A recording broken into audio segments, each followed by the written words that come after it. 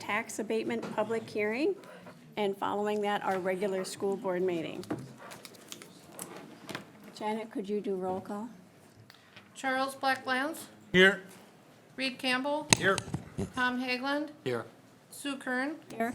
Ruth Nelson, Here. Bob Nystrom, Here. all present. Thank you. Now we'll start with the Pledge of Allegiance. I pledge allegiance and to the republic for which it stands, one nation, under God, indivisible, with liberty and justice for all.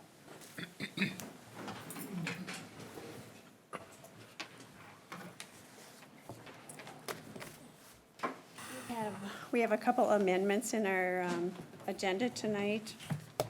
Another recognition, as well as some changes on the staff changes. Is there a motion to approve the agenda? So moved. Thank you. Second. Thank you. We have a first from Director Campbell, a second from Director Haglund. Any discussion? Seeing none, all those in favor signify by saying aye. Aye. Those opposed, same sign. Motion carries unanimously. We're going to start with our public hearing for the proposed property tax abatement. And Marcy's going to come talk to with us. And ICS Consultants is Greg Coulson. He will be here, I believe, so, yeah. Okay. Yep, and then Brandon. All right, Brandon Keller. Above the table here. Good evening. Chair. So a part of tonight's meeting is a public hearing. At one of our last board meetings, we you approved a resolution for this public hearing, and it is abating taxes on the properties that were listed. And part of this public hearing is we're just gonna talk about some of the projects that the abatement bonds will be used for. So I'll give a rundown on that. That ain't gonna work, is it? Boy. Okay, so I guess in a nutshell, maybe I won't cover all these with the dollar amounts per project, but every project will have a parking lot portion, and that's what we'll be utilizing these tax abatement pieces for. So when we look at the breakdown, everything is on here except for Lincoln. All the projects with varying different amounts. Construction timeframes, along with the description of them, generally parking lots and drop-offs. These first projects that we're currently in construction now is Forest View Middle School, the new elementary, Harrison, Nisswa, and High School North Campus. And the remainder of the projects will be coming, as you can see in the time frame, from 2021 through 2022.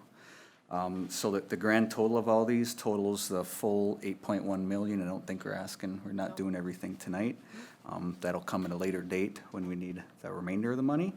But right now, it's just intended to cover some projects. It covers all the parking lots, the other one it doesn't cover all of it, and then some general obligation bonds would cover the remaining portions that the tax abatement pieces would not cover. So, Brandon, as far as the lower lot at the high school, that wasn't included in these estimates, correct? Correct.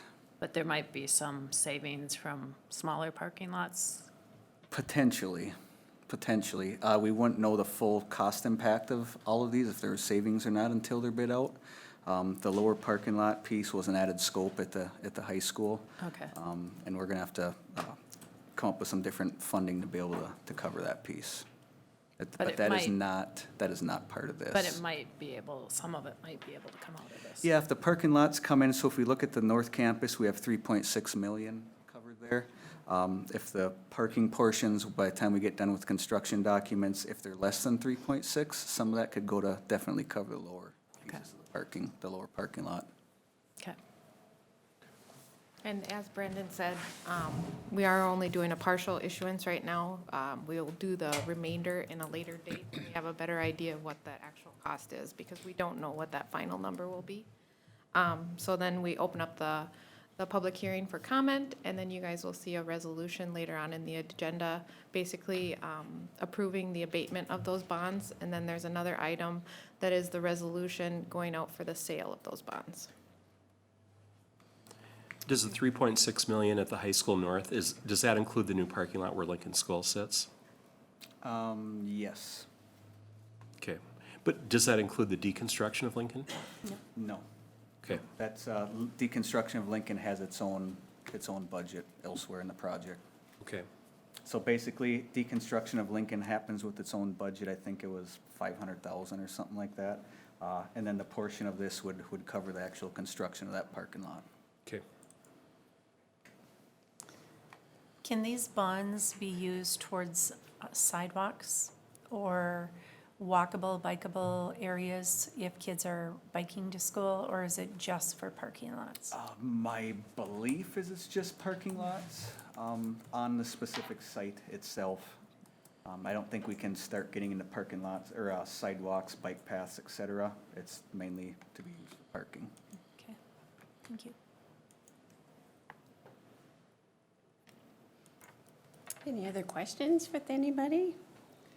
Otherwise, this is the time for our public input, and I'm not seeing any new faces here tonight.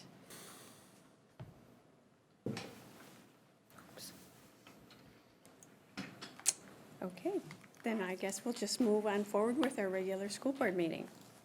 Could we start with district recognitions? Yes, I would love to. We had all kinds of exciting things happen again the last couple of weeks, so it's fun to recognize our students and staff for a job well done. I want to begin tonight. Congratulations to the future problem-solving teams and individual competitors who were top-placing teams at the Regional Global Issues Problem-Solving Competition and who qualified for the State Future Problem-Solving Competition. In the junior division of 5th and 6th grade teams, Owen Byrnes, Matt Simpson, and Drew Klein placed second. In the junior division with 4th and 5th grade teams, Ariana Sandbakken, Callista Anderson, and Ava Capel, and Fern French placed 4th. In the middle division team of 7th graders, Scarlett Anderson, Vanessa Anderson, and Lindsay Neifert, they placed 5th. And Abby Isaacson placed 3rd in the junior division individual competition. So congratulations to all of those students for a job well done. Also, you see there's an amendment tonight. Exciting things happened this past week. And I want to take this time to congratulate the Warrior Floor Hockey Team. They are the state champions for the 3rd year in a row, and I think we should give them a hand. That's amazing. And also, along with that wonderful dedication to our athletes, we want to congratulate the Wild's latest Securian Financial Stick Tap Salute, as this award was given to Brian Stark, as he has volunteered for the adapted floor hockey team for the past 7 years and done it totally out of volunteering, and was given this really prestigious honor. So congratulations to Brian Stark as well on a job well done. So Very that's- good. That's what I Thank you. have. Yep. Thank you. And now we have public input for our regular meeting. Is there anyone that wanted to come before the board? Seeing none, we'll go ahead with our building project update with Brandon Kellerman and Chris Zemer, starting with the construction documents for the new elementary in Baxter. Actually, we got Mike.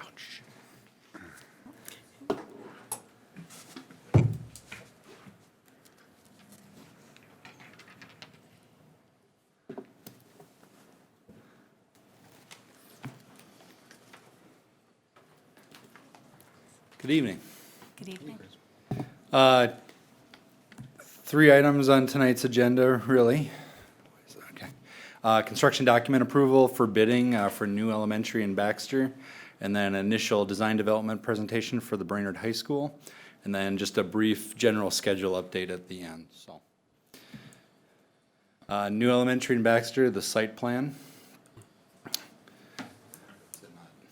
Is this one not? We don't have any. Oh, there it is. Is that one not working tonight? So again, the extension of Jasperwood is the main road that the elementary will be off of. We've got the parent drop-off loop, the visitor lot, and then the bus loop down at the bottom. We're developing one play field at this time, and then the other play areas behind the school, hard and soft play, and then the building proper in the middle there. This area up here is the pond, or ponding area, that has an overflow to the slough or swamp to the north that exists there. Floor plan really hasn't changed since the last time it's been presented. Again, this is where Jasperwood Extension will be, the parent drop-off. So we got the main office here, so that's secure entry where you'd come through the vestibule into the office area, the cafeteria area, the stage, gym, and then the classroom pods off of the learning commons there, with the special ed suite existing between that area, and then the special programming in the middle, being the media center, the art, STEM, and tech area, and music as well. And this is the upper level following that same general floor plan. Updated renderings as to where we're at right now. So again, the branding piece that exists on all the buildings. We've got the covered walkway at the entry. This is that cafeteria area right here.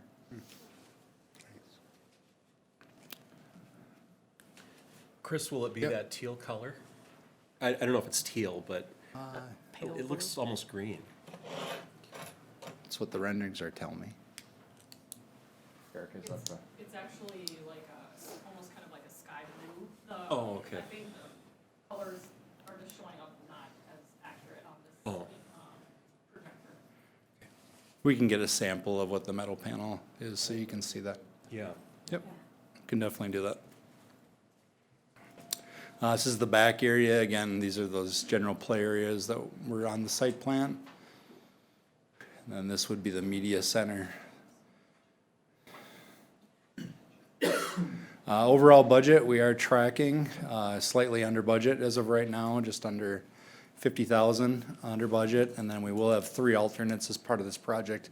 One will upgrade the roofing to a fully adhered system versus the ballasted system. And then the other 2 alternates are really product upgrades that are currently in the estimate, but we want to expose the price so we keep those contractors honest on bid day. General schedule, again, we're still tracking. We will be bidding this project April 9th, if you give the go-ahead to issue drawings at tonight's meeting. High school, I don't know, Mike, do you want to step in here? Sure.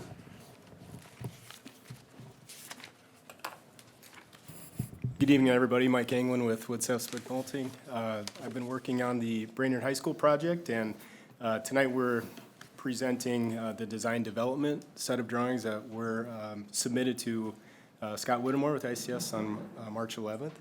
And the first page that we see here is the overall site plan. So this would be the proposed site plan. So this identifies the additional parking that would be located along the east side of Fifth. And then we have parking, of course, along the north side of the building. And we will be developing parking along the south side as well, with deconstruction of a portion of South Campus. At this point, we are identifying that there would be bus transfer located on the lower site. And of course, there will need to be further development with that site. But this just gives you an overall feel for the overall master plan, and so it does take up quite a bit of an area, so it's a large overview, but it's nice just to see this all in one site plan, and so it's nice to get to that point.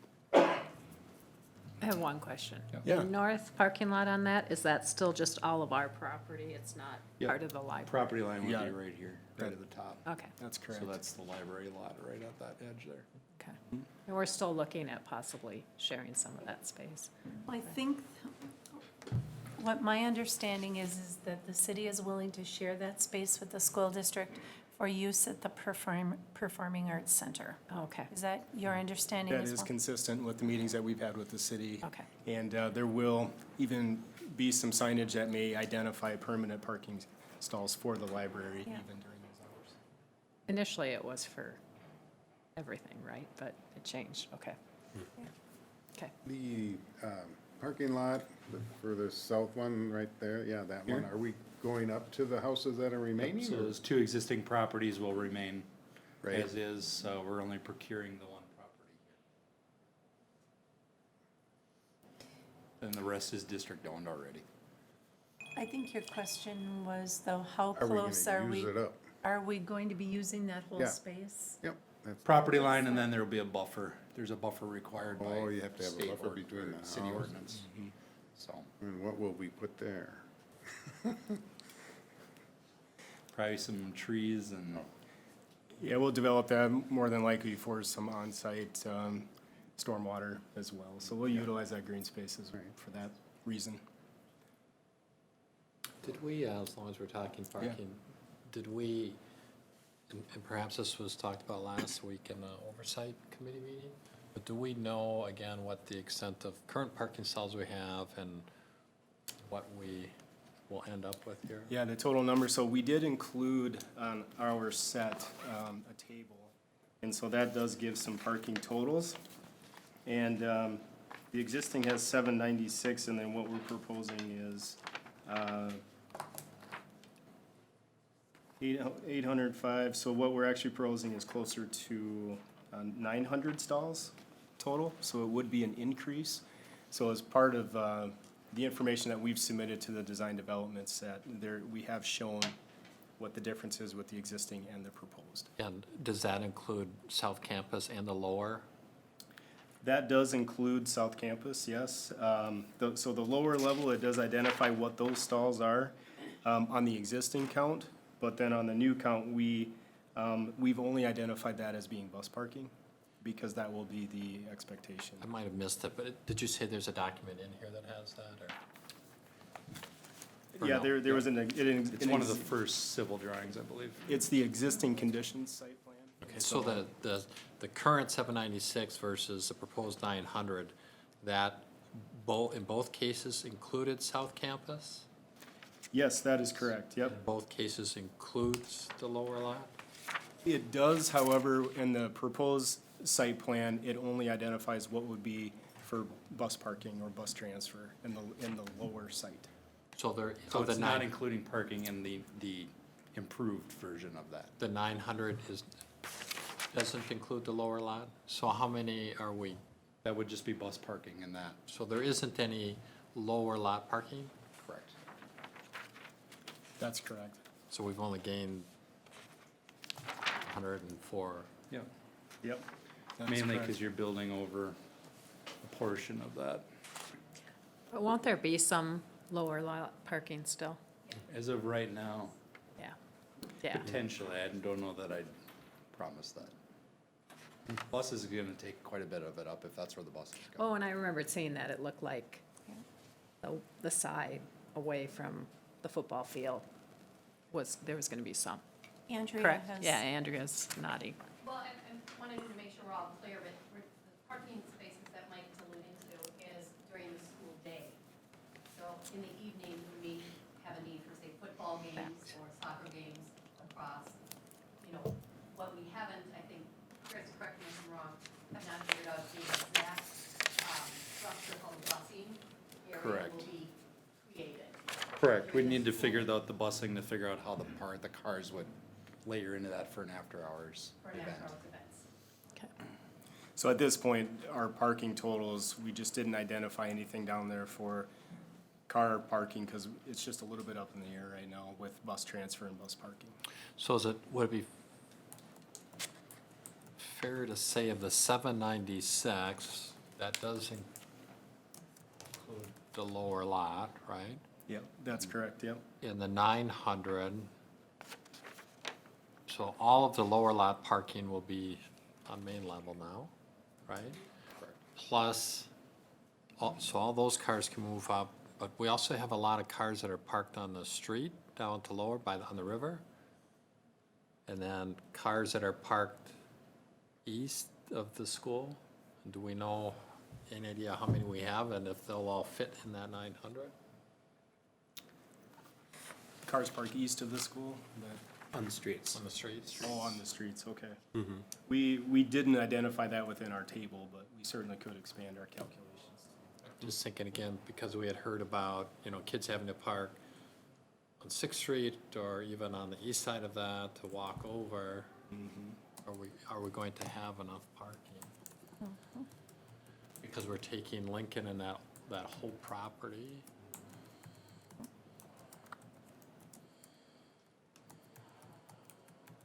So will we have enough parking? Well, that's what I'm trying to, we're gonna have 104 more in total, and I don't, It's kind of a loaded question, to be honest, because it's hard. If you build parking, kids are gonna wanna drive. Right now, my understanding is a lot of kids ride the bus. But likelihood is you're not gonna be able to build parking for everyone. And you're either gonna have to live with that and they park out on the street for those that don't get a spot, or you come up with some kind of permitting system, like other schools have done, where you issue permits and you're guaranteed a spot, but again, if you don't get a permit, you're probably parking somewhere else. Andrea? The goal was to improve the parking on the site. I don't think the goal was to ever, we just don't have enough land with this project to build all the parking that's needed. well, then we took a lot of the lower lot, which has a lot of parking, and now have converted that into a bus transfer, so we took all that away. Right. Correct, but the bus transfer has grown from what our initial understanding was, so the goal now is to get, instead of 44 buses, is 71 buses at one central site, so they're transferring at one time, which they're not doing right now. So 71 buses pretty much occupies this area with special ed and all those as well. Andrea had something to say. One other piece of information for all of you is that we do not currently sell out of our parking permits in the lower site. Some choose to park above because I think they have at least thought that they could park on the street closer and they don't have to pay for a permit, which is, they have the cost, I think fair, but we do not and have not for the last, I would guess, 7 years, sold out of parking permits for the lower lot. Some choose to park on East River Road, and then some, of course, choose to do street parking. But I feel confident that we will have more than enough parking spots on campus. Now, I can't tell you how many may choose not to buy a permit, but I think given faculty, staff, and student parking trends that we've looked at, I think we have adequate amount for on-campus per day parking. What does the parking permit cost? $40 for the year.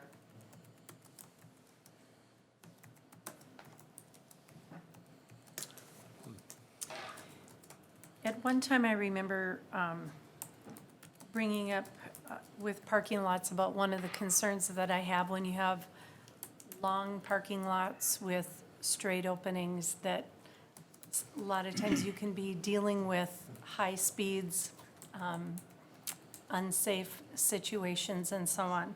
Have you looked at, let's just use the parking lots on the east side. Have you looked at some other possibilities for maybe how it could be designed differently to get a few more spots, but they aren't necessarily all straight? It seems like there's some extra space on that south side, but I might be wrong. I'm not an architect, so So again, city ordinance requires a buffer, so that's some of what you're seeing, and we're gonna have to deal with rainwater. So, that's part of it as well. We're gonna have to drain the rainwater to someplace rather than right to the city's storm system.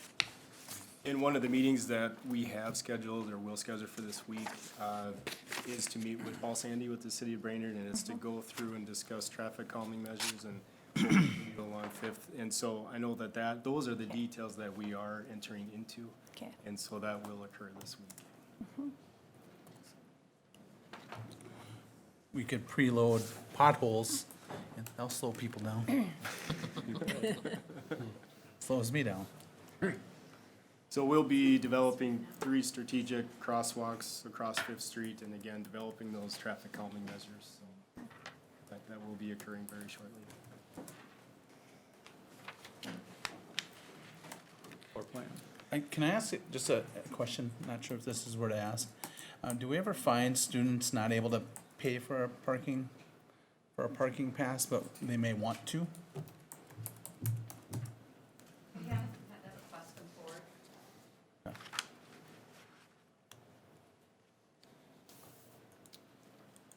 Okay. What you're looking at on the screen is the lowest level of the Brainerd High School project. And so on the left-hand side is where the existing gymnasium is. And so where Chris is highlighting now is the new auxiliary gym. So that's the lowest level of the new auxiliary gym. What is identified where the mouse is currently is identified as unfinished space. And the reason that is it was never factored in to have this additional square footage completely finished within this lower level because it is on a sloping site here. But what we did was we took a look at rearranging the structure within this area so that we were able to incorporate wrestling within North Campus. And so, yeah, through the collaboration between civil and our structural engineers and working with Scott, we all worked very hard to see how we could utilize that space in a much more functional way and programmatically. It was a great result of our design development. And so that space that's shown on the right-hand side of there, that is identified as unfinished and will remain that way as we move forward into construction documents. And it's situated in a very nice area as well from a budget standpoint because the wrestling area doesn't require a lot of plumbing, for example, and so it's a perfect use of that lower level space. It's located directly within a close proximity of the weight room as well and the locker room space in the gym. So really, really happy with how that all came together. As we move further north on the plan, that's the area that currently is within the pool footprint. And during pre-referendum time, we had identified that may be an opportunity for health and wellness classrooms. But here again, through working with Charlie Campbell, with Andrea Russ, the principal, we were able to identify programmatically what would be the right area to develop there. And so it's actually an additional locker room that will help provide space for visiting teams. And so that was a really good fit for that space. Now here again, looking through the feasibility and working into this design development phase, that's currently a pool that actually steps up to the shallow end on the west end. So you can see how we've strategically tried to develop the east side of that existing pool footprint. The reason is that's the deepest part of the pool, and that would require the least amount of construction. So not to get into too much detail here, but again, as a result of design development, those are the things we've tried to accomplish.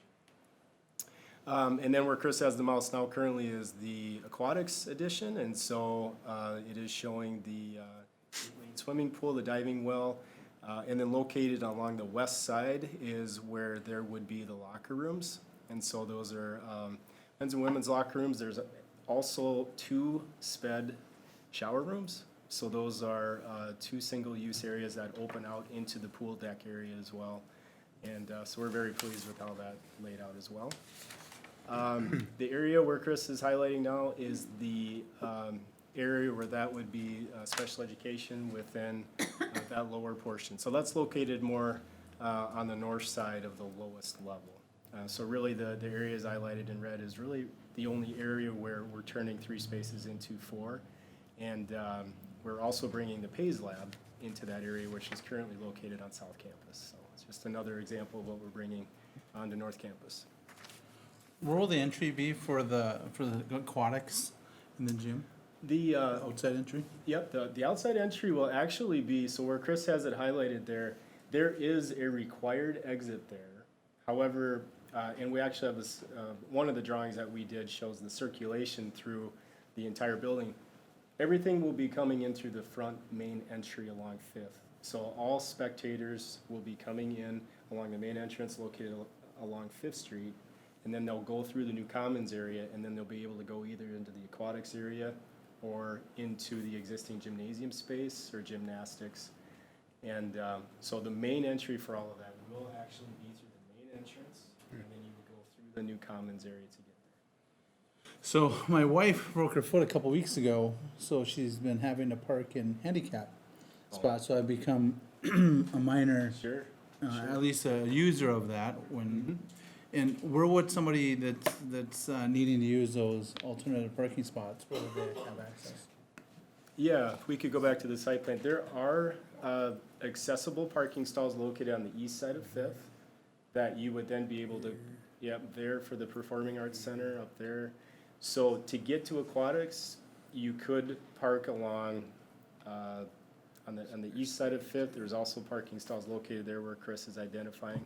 I'm sure that to accommodate the needs, you would be able to have access along the south side of the aquatics area. But in general, the main entry point or the main circulation is through the existing main entrance into the school. But I'm not, short of some distance coming from the north through the building, that provides a certain amount of distance. I'm thinking like a 75-year-old grandparent and whatnot. Sure. One of the access points for the gym was at the bottom on the football field side, so that's going away. So, Yeah, so from an overall security standpoint and main traffic flow, that's been discussed, that all traffic would come through that main entrance. But again, I'm sure there would be some opportunities to accommodate certain people within this. We're not necessarily getting rid of those doors, there's just creating a secured access points and intentionally having traffic go through that main entrance. But maybe different though for events, like graduation, if it's inside. I would assume maybe that we'd have multiple entries versus funneling through Sure. that much traffic, I would think. Or other events, sporting events, or some basketball game, something, or swimming that would have other access, but the security is mostly intended during the classroom time. sure. Yeah, and my questions are more the athletic side or the activity type. That's a great question.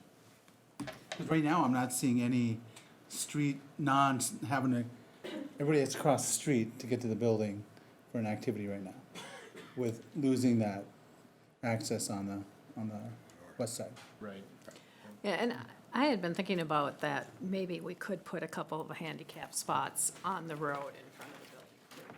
I mean, I know we don't want many cars there, but there might be a couple spots where that would be logical for more handicap parking. Take a look at it Sure. as we develop it further and reallocate too. I mean, they're definitely shown on the site plan, but that doesn't mean we can't shift them around to closer locations. I know in the past too, to your point, there has been discussion about that south parking lot that, I'm sorry, over here where South Campus is, about the possibility of having it for people with disabilities or handicap parking, so that the entrance was a little bit closer. And that's certainly something I think we can still take a look at and discuss and see if that would be a little bit more user-friendly to some of those constituents. So. Yep, absolutely. West doors they're still gonna be available on the way west side for the activities to go out that way to the lower side. Yeah, Yeah, for okay, student I athletes. understand yes. that the doors are gonna be gone. Yep. No. They'll still be there for students. But no access entry on the south. No entry on the south anymore. Right, that's how we've been proceeding, was relying on that main entrance off of Fifth Street. Yeah, because I know we had, again, discussions about, not during the school day, but for activities, and one of the advantages to the south campus parking lot was to have entry into the aquatics and. Well, there's still a door there. Yep, there's still a door, and then, you could utilize that door, and you would enter into the gymnastics area and then from the same entry point. So I think it would just be managing Yeah. that south entrance Yeah, for I mean, you those still events. enter into a hallway, and then you can go Yep. do. Yeah. That's correct, and there's an elevator located right there as well, so there's a stairwell that can bring you down to the lower level and an elevator right there. Yeah, okay.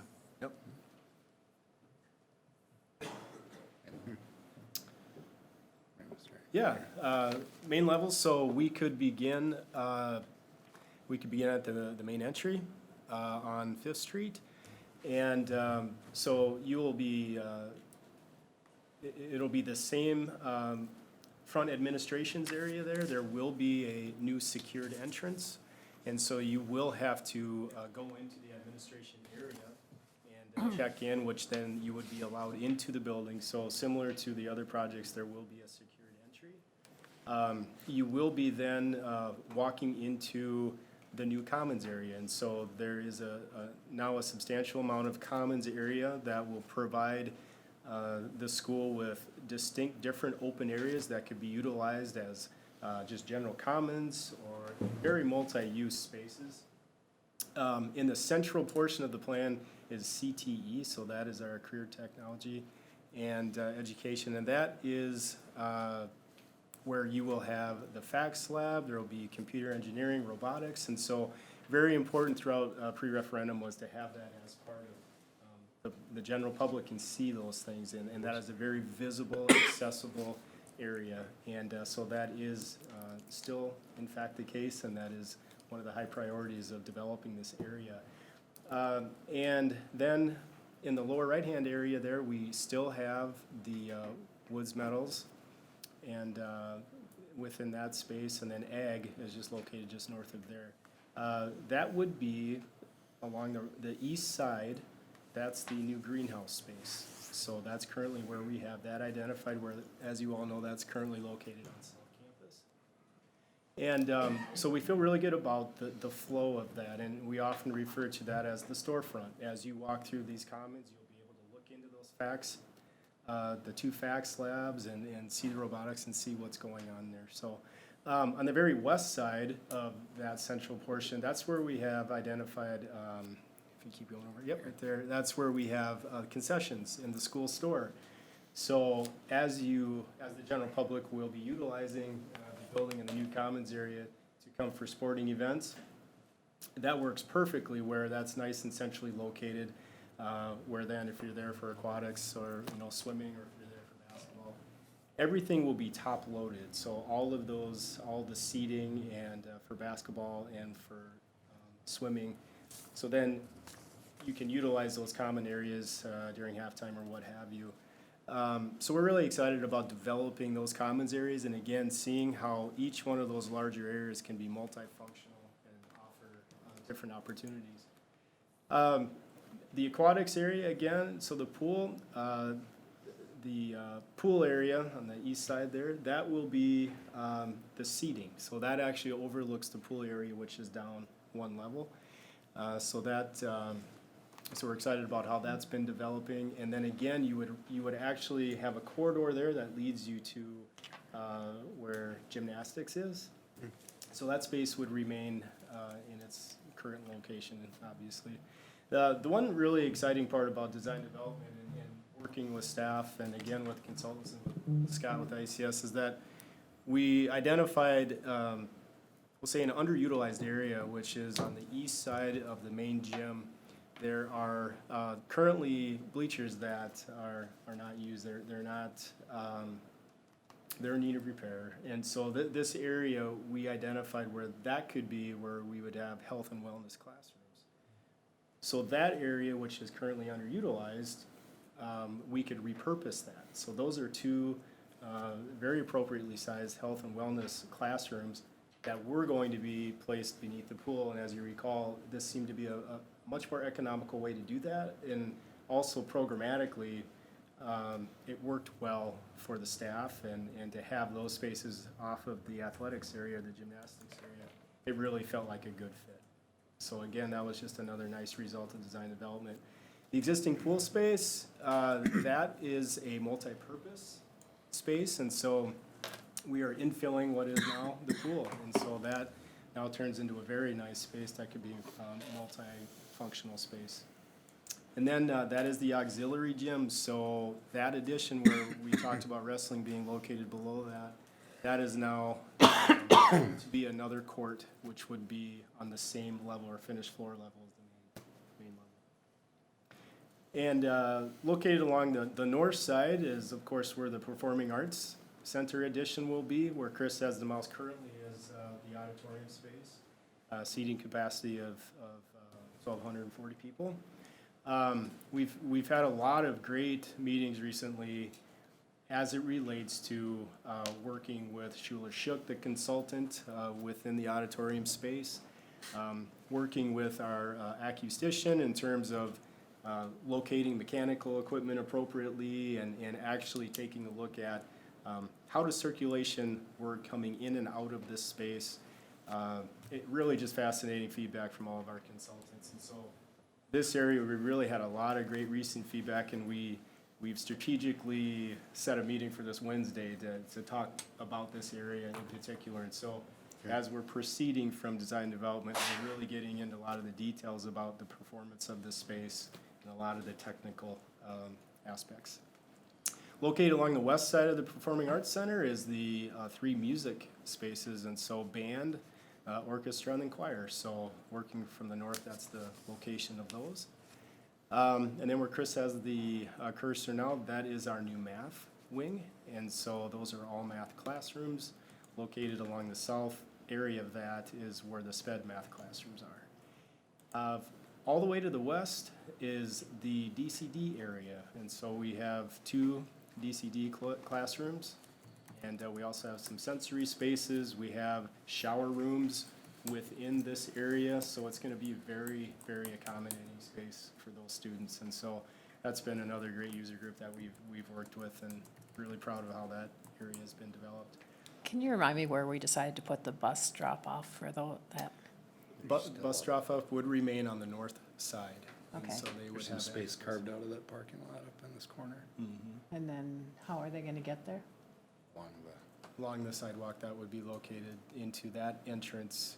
There's a stairwell and an exit right there in the yellow part there.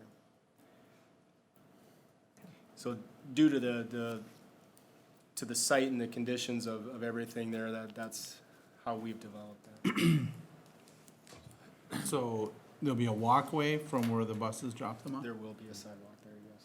Will there be any trees there to knock down that wind? Because that's on the northwest side of the, That is correct, and so we have had conversations in terms of constructing a fence and utilizing vegetation as that barrier there. And there is a lot within that area. We do have backup generation. We have a chiller that will need to be located within that area as well.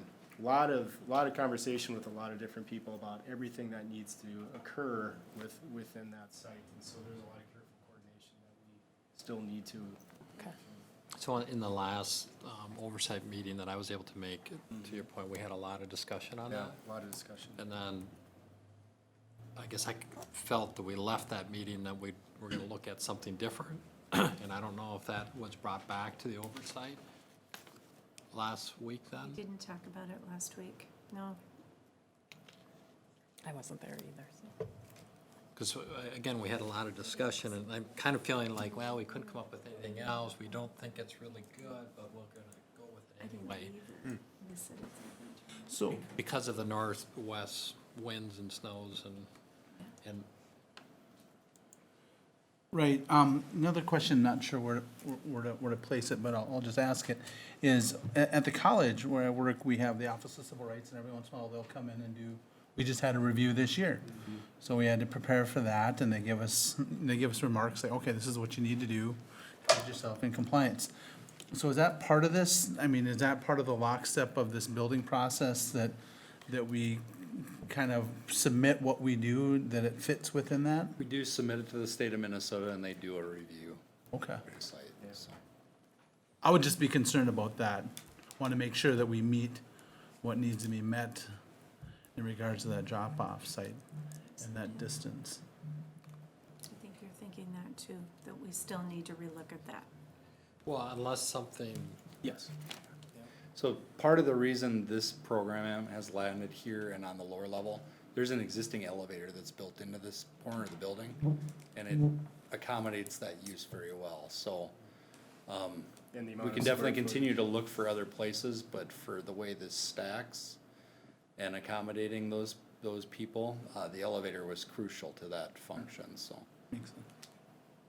And any pathway through the building has to be accessible by code anyway, so that's, I mean, we can't not provide an accessible path. The building code doesn't allow it, so that would definitely be something that the project would be doing anyway. How far is that walkway, just roughly, is it 20 feet, 30 feet? No, it is, Probably 100 and something. yep. Yep. It's a haul, because you have to come all the way from the parking down over, oops, sorry. Bob. 140 feet. From the edge of the parking lot?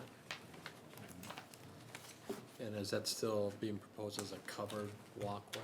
I believe the covered portion's been taken off because it really wasn't accomplishing anything in terms of stopping anything. Agree that it, So have we talked to the teachers and staff of that programming to, There have been meetings with that group, yes. about that, about the drop off to the, okay. We did, you're exactly right, we talked about some different options. Okay. Andrea, I think would like to, Just, I want to make sure I was aware that we looked at a number of different entrances to the building and looking at proximity. One of the things to take into consideration is that the students that we serve in this program have sensory issues, and they also have physical, some of them have physical disabilities in addition to their cognitive. They're medically fragile, and some of them with sensory issues, having them maybe dropped off at a doorway, but then having to navigate through the hallways, especially if they're crowded or busy, can be also have kind of a negative impact. So we have really discussed the pros and cons. One of the things that the team has given us feedback about is that because we are a two-building campus currently, the students in this program are located at the farthest end of our South Campus building, and yet they still are accessing the North building. And we wondered how that would go when we moved that over to South Campus 3 years ago. And they have reported that it has been fine, as long as we have safe conditions to cross over between the two buildings. They are highly supervised because of some of the needs that they have.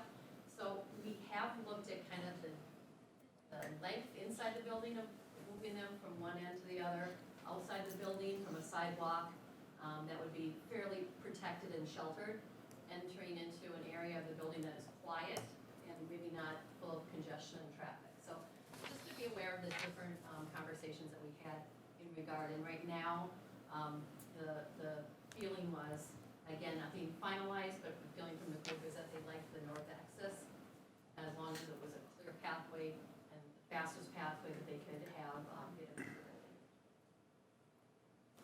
building. I guess from, from my end, I'd be just a little bit more concerned about the distance of it. And then also, this is probably outside of this is my end of the playing field, but just wanting to make be very certain that we aren't gonna have an outside entity telling us at some point that we have to adjust, and then that adjustment becomes very expensive for the school district. So I'd just as soon go through these conversations now than find out later that we need to, I don't know how that would come to us. Would that come to us by, the Office of Civil Rights? Will it come to us through a lawsuit? I don't know, but bottom line is, I just want to make it be very clear that we don't have to adjust later on. Understood.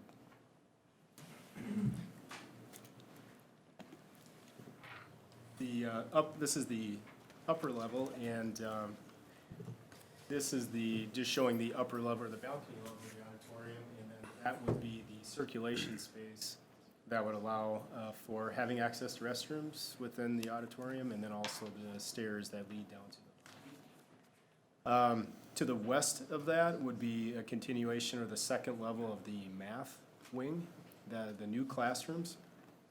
And then within the existing building A, we are repurposing those classrooms for biology classrooms, and then also doing some rearrangement in terms of getting a staff copy room and some individual office areas, open office spaces for Northern Pines, and then also from a sped classroom getting those incorporated within the second level. This is an entrance which would enhance the main entry off of Fifth Street. And so again, trying to bring over the consistency with what Chris had just presented with Baxter. So this image would be towards night or dusk, where we're just highlighting and showing how the commons area, the brand-new commons area that would be located just on the west side of the existing entry, will really become part of that prominent entry. So it will be illuminated from within. And so we felt that this was a good image to include with this. Also, the most important thing with that, and working with Andrea, is the sightlines from within the front administration areas, and so we're trying to be very cognizant of that. This is the new commons area that I just referenced, and again, we are able to create different common spaces that can accommodate different things. And so as you enter into the school, this shows that there's very open, flexible seating. We've talked about this in terms of developing how students can use this, how the general public will be able to walk through this area as well.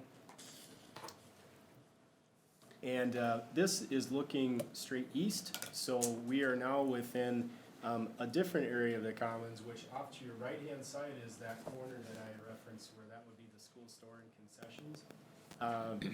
But as you can see along the right-hand side, that's glass that looks into the fax labs, and so again, that's that storefront element that was so critical during the pre-referendum, and so that is being carried through within the design development.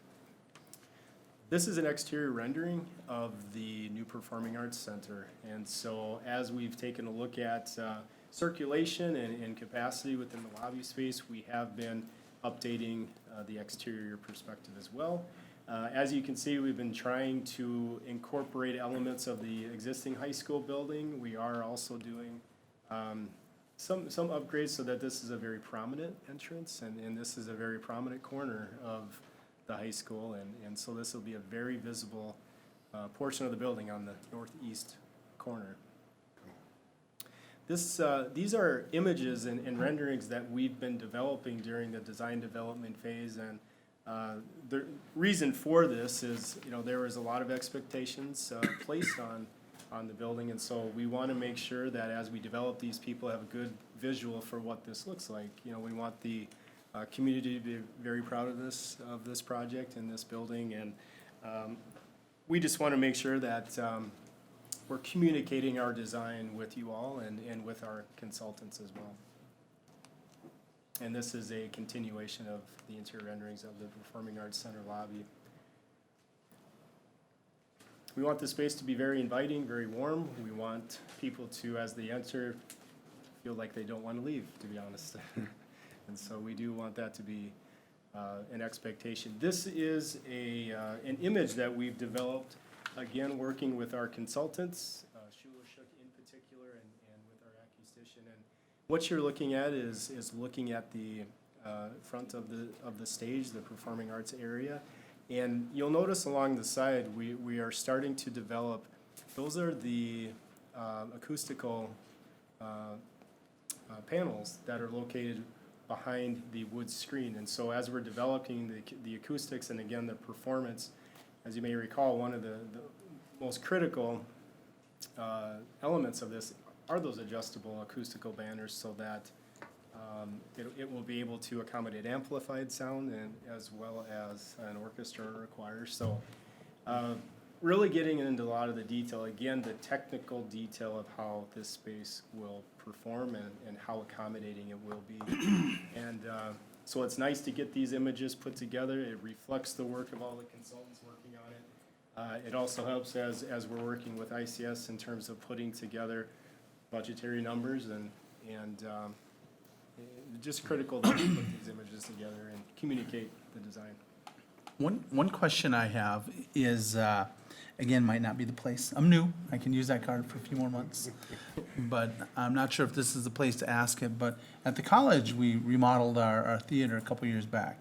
And I'm a hefty boy. And one thing that was nice is they put in big boy seats ever so often. and what was really nice, if you know the right people, they gave me the grid, so I know which seats are the big boy seats. And so when I come time to sit, I know where to sit. But it wasn't like a row of big boy seats, it was more dispersed throughout. Any thought as, That'll be the case throughout this, but they usually range from 18 to about 21, maybe even 22 wide, but they disperse those throughout because you got it, sight lines. You don't want to be sitting behind someone, so when we get the shop drawings to review, those are typically laid out and they'll tell you kind of where those are, but there is a mix of sizes so usually. you'll be putting in some of those 21 inches? And- Okay, great, thank you. Yeah, great question, and actually, very recent discussions about certain seating that can be removed from the closest to the front of the stage, and so, very important to talk about those things and how the space will accommodate any event, and so that's really at the forefront of what we're talking about. Overall schedule, again, we're here tonight for initial review, so there's no action required. We'll be coming back to the next board meeting in April for that approval of design development, and then moving into CDs for an early summer issue for bidding. This is a big project, so 2.5 years of duration. And then the south campus as well will add some duration to this project as well, so this will be a busy site for years to come. Not everything will be done at the same time, so things will come online. We'll review phasing with you at the next meeting as well in a little bit better detail, so you can kind of see what we're starting to think there. Can I just had a question back to the Aquatic Center. What's the seating capacity there? Where were we? We were at, it was 500 seats, is that correct? 500 or something? 500 seats. 500. So general schedule update, of course, we have some projects out to bid right now. So next week, we'll be receiving bids on Nisswa on Tuesday, and then Forest View on Wednesday. Harrison the following Tuesday, and then the new elementary, again, upon your action tonight, we'll be issuing those drawings, and that'll be the 9th of April, we'll be receiving those bids as well. And as I mentioned, we'll be back on the 8th for the next round of design development for this building. So, any questions? I think that we should probably schedule a project oversight team meeting. I was just identifying a number of topics that board members have brought forward. And before we're ready to bring this forward for approval on the 8th, I think we need to address some of those issues. So, I believe we have one scheduled for next Tuesday. Next Tuesday. I don't see it, but So not tomorrow, but a week from Tuesday. I believe so.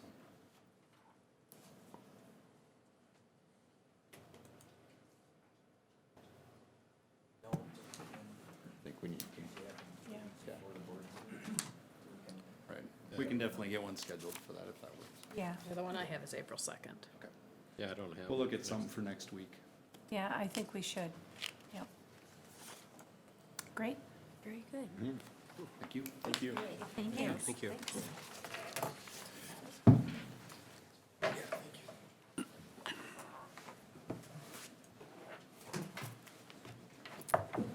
Okay. Now we're going to move forward with our meeting here. We need the approval of minutes for the regular school board meeting on February 25th. So moved. I'll second. Okay, we have a first from Director Nystrom, a second from Director Nelson. Discussion? Seeing none, all those in favor signify by saying aye. Aye. Opposed, same sign. Motion carries. And then the special school board meeting minutes for March 5th. Is there a motion? So moved. I'll second. Okay, we have a first from Director Campbell, a second from Director Blacklance. Wasn't Discussion? that March 4th? Didn't we meet on March 4th? Let me look.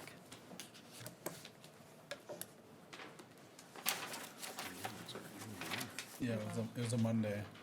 which is So the that would have been 4th. March 4th. Yep. Oh, Good catch. yeah, I didn't see that. Thank you. Would they amend their Well, motion?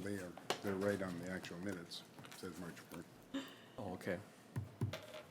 So We might need an amendment. So do you need to amend your motion to say for March 4th? I would amend it to March 4th Thank you. minutes. Second. Any other discussion? Seeing none, all those in favor signify by saying aye. Aye. Sign, motion carries unanimously. And then we have an amended consent calendar. We just had a few hirings and resignations on there and leaves of absence. And so we wanted to make sure that we got them on the agenda for tonight. So I'd recommend that we approve the consent calendar. Okay. I had one small question of the youth and government classes going down to the Minneapolis Marriott. I'm wondering, what is that? I mean, is there something special? And that going has on been there? postponed, so they're canceled, so, yep. All right.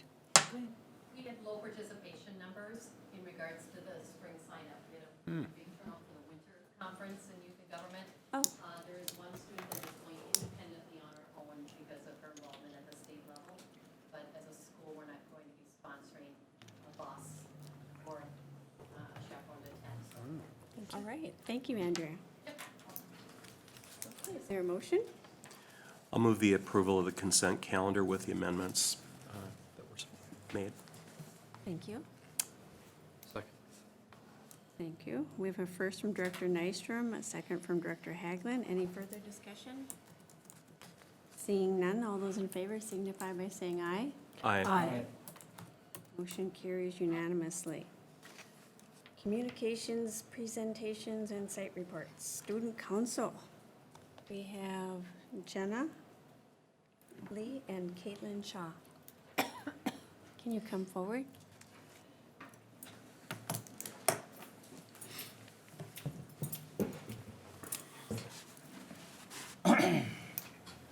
So right now is kind of our quieter part of the year, I guess.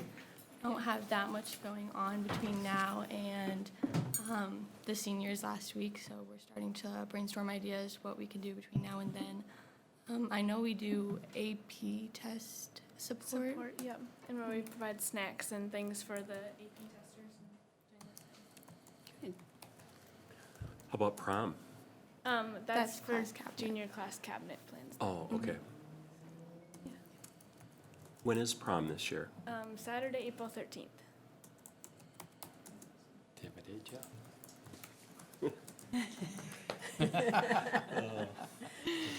Missed your chance, Bob. Are you juniors or seniors? We're both juniors. Juniors, okay. Oh, good. Okay. Does anybody have any questions? Oh, thanks for coming. Thank you. Thank you much for coming. Technology update, Sarah. Good evening. I need to pull up my presentation quickly.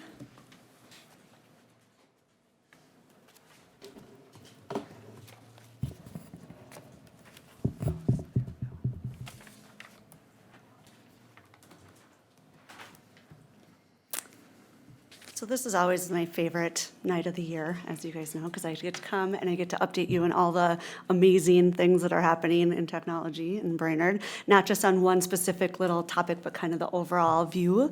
So I'm really excited to share this with you tonight. So I started doing this, as you know. My first year, Mr. Gross said, why don't you do like a state of the technology address to the board? And so I started it back then, and it's been really fun to show the growth over the years in numbers and devices. And I think you'll notice in this one, where devices are the tools that we use, but it's really about how we're using those tools in our classrooms and stuff. And that's what the exciting part is now that we've come this far in our integration that we've been doing. So a couple quick facts that we actually shared with our staff in January at our staff in-service. Oh, just one second. I need to change the input.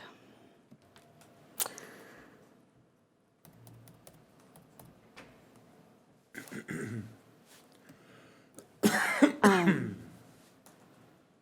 go. This looks great, doesn't it?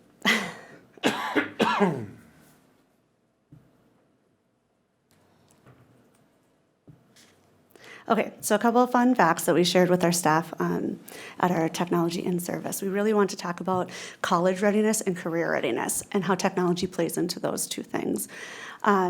So college readiness, based on federal data for more than 4,700 colleges and universities, more than 6.3 million students in the US, most of whom were undergraduates, took at least one online course in the fall of 2016. And that's a 5.6% increase from the previous year. And so this is that was the 14th, so of course this is a couple years old, but that was the 14th consecutive year that this report had reported growth in online enrollment in college. So definitely the research is showing us that more and more students are taking online classes as some part of their undergraduate work in college. Career readiness, this was really interesting to me because I've been sharing this fact for a long time, but the U.S. Bureau of Labor Statistics found in 2012 that more than half of jobs required some kind of technology skills. By 2020, that number is forecast to reach 77%. So as I was reading this, I was like, wait, 2020.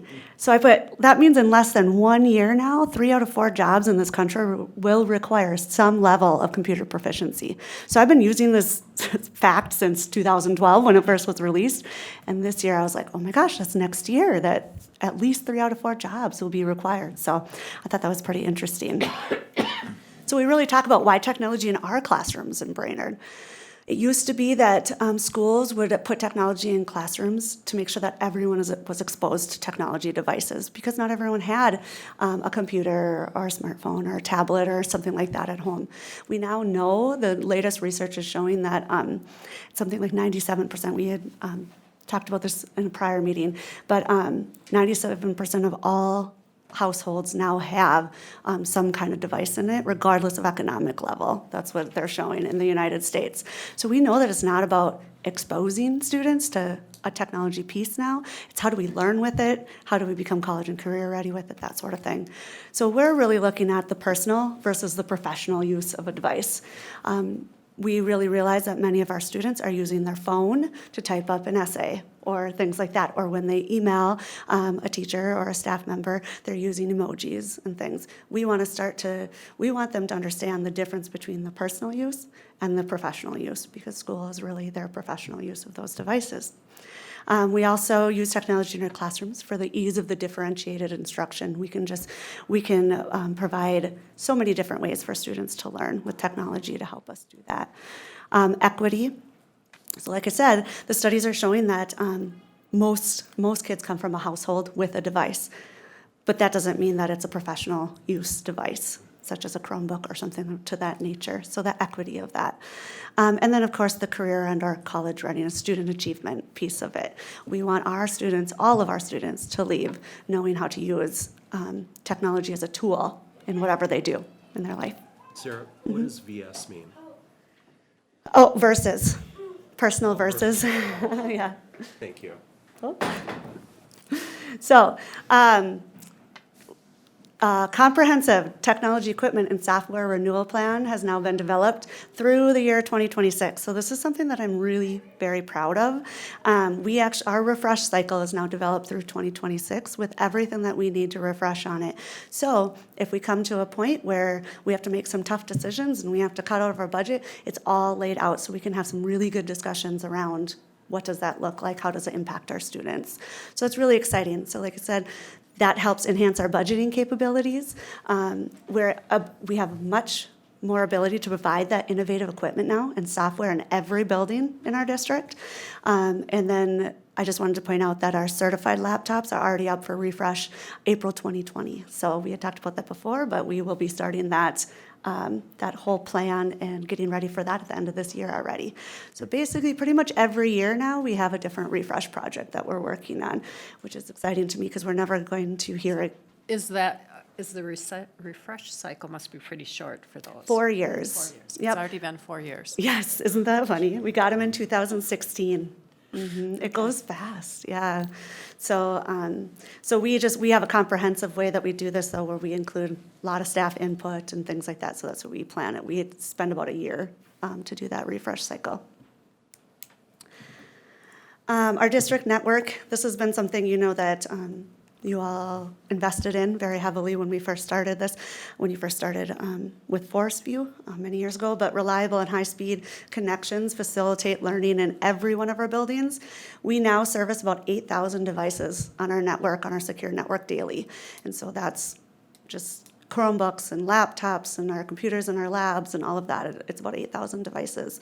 We have about 500 access points. We are really proud that every single one of our classrooms has an access point, which really enhances their wireless connection within their classrooms. So they don't ever get the circle of death.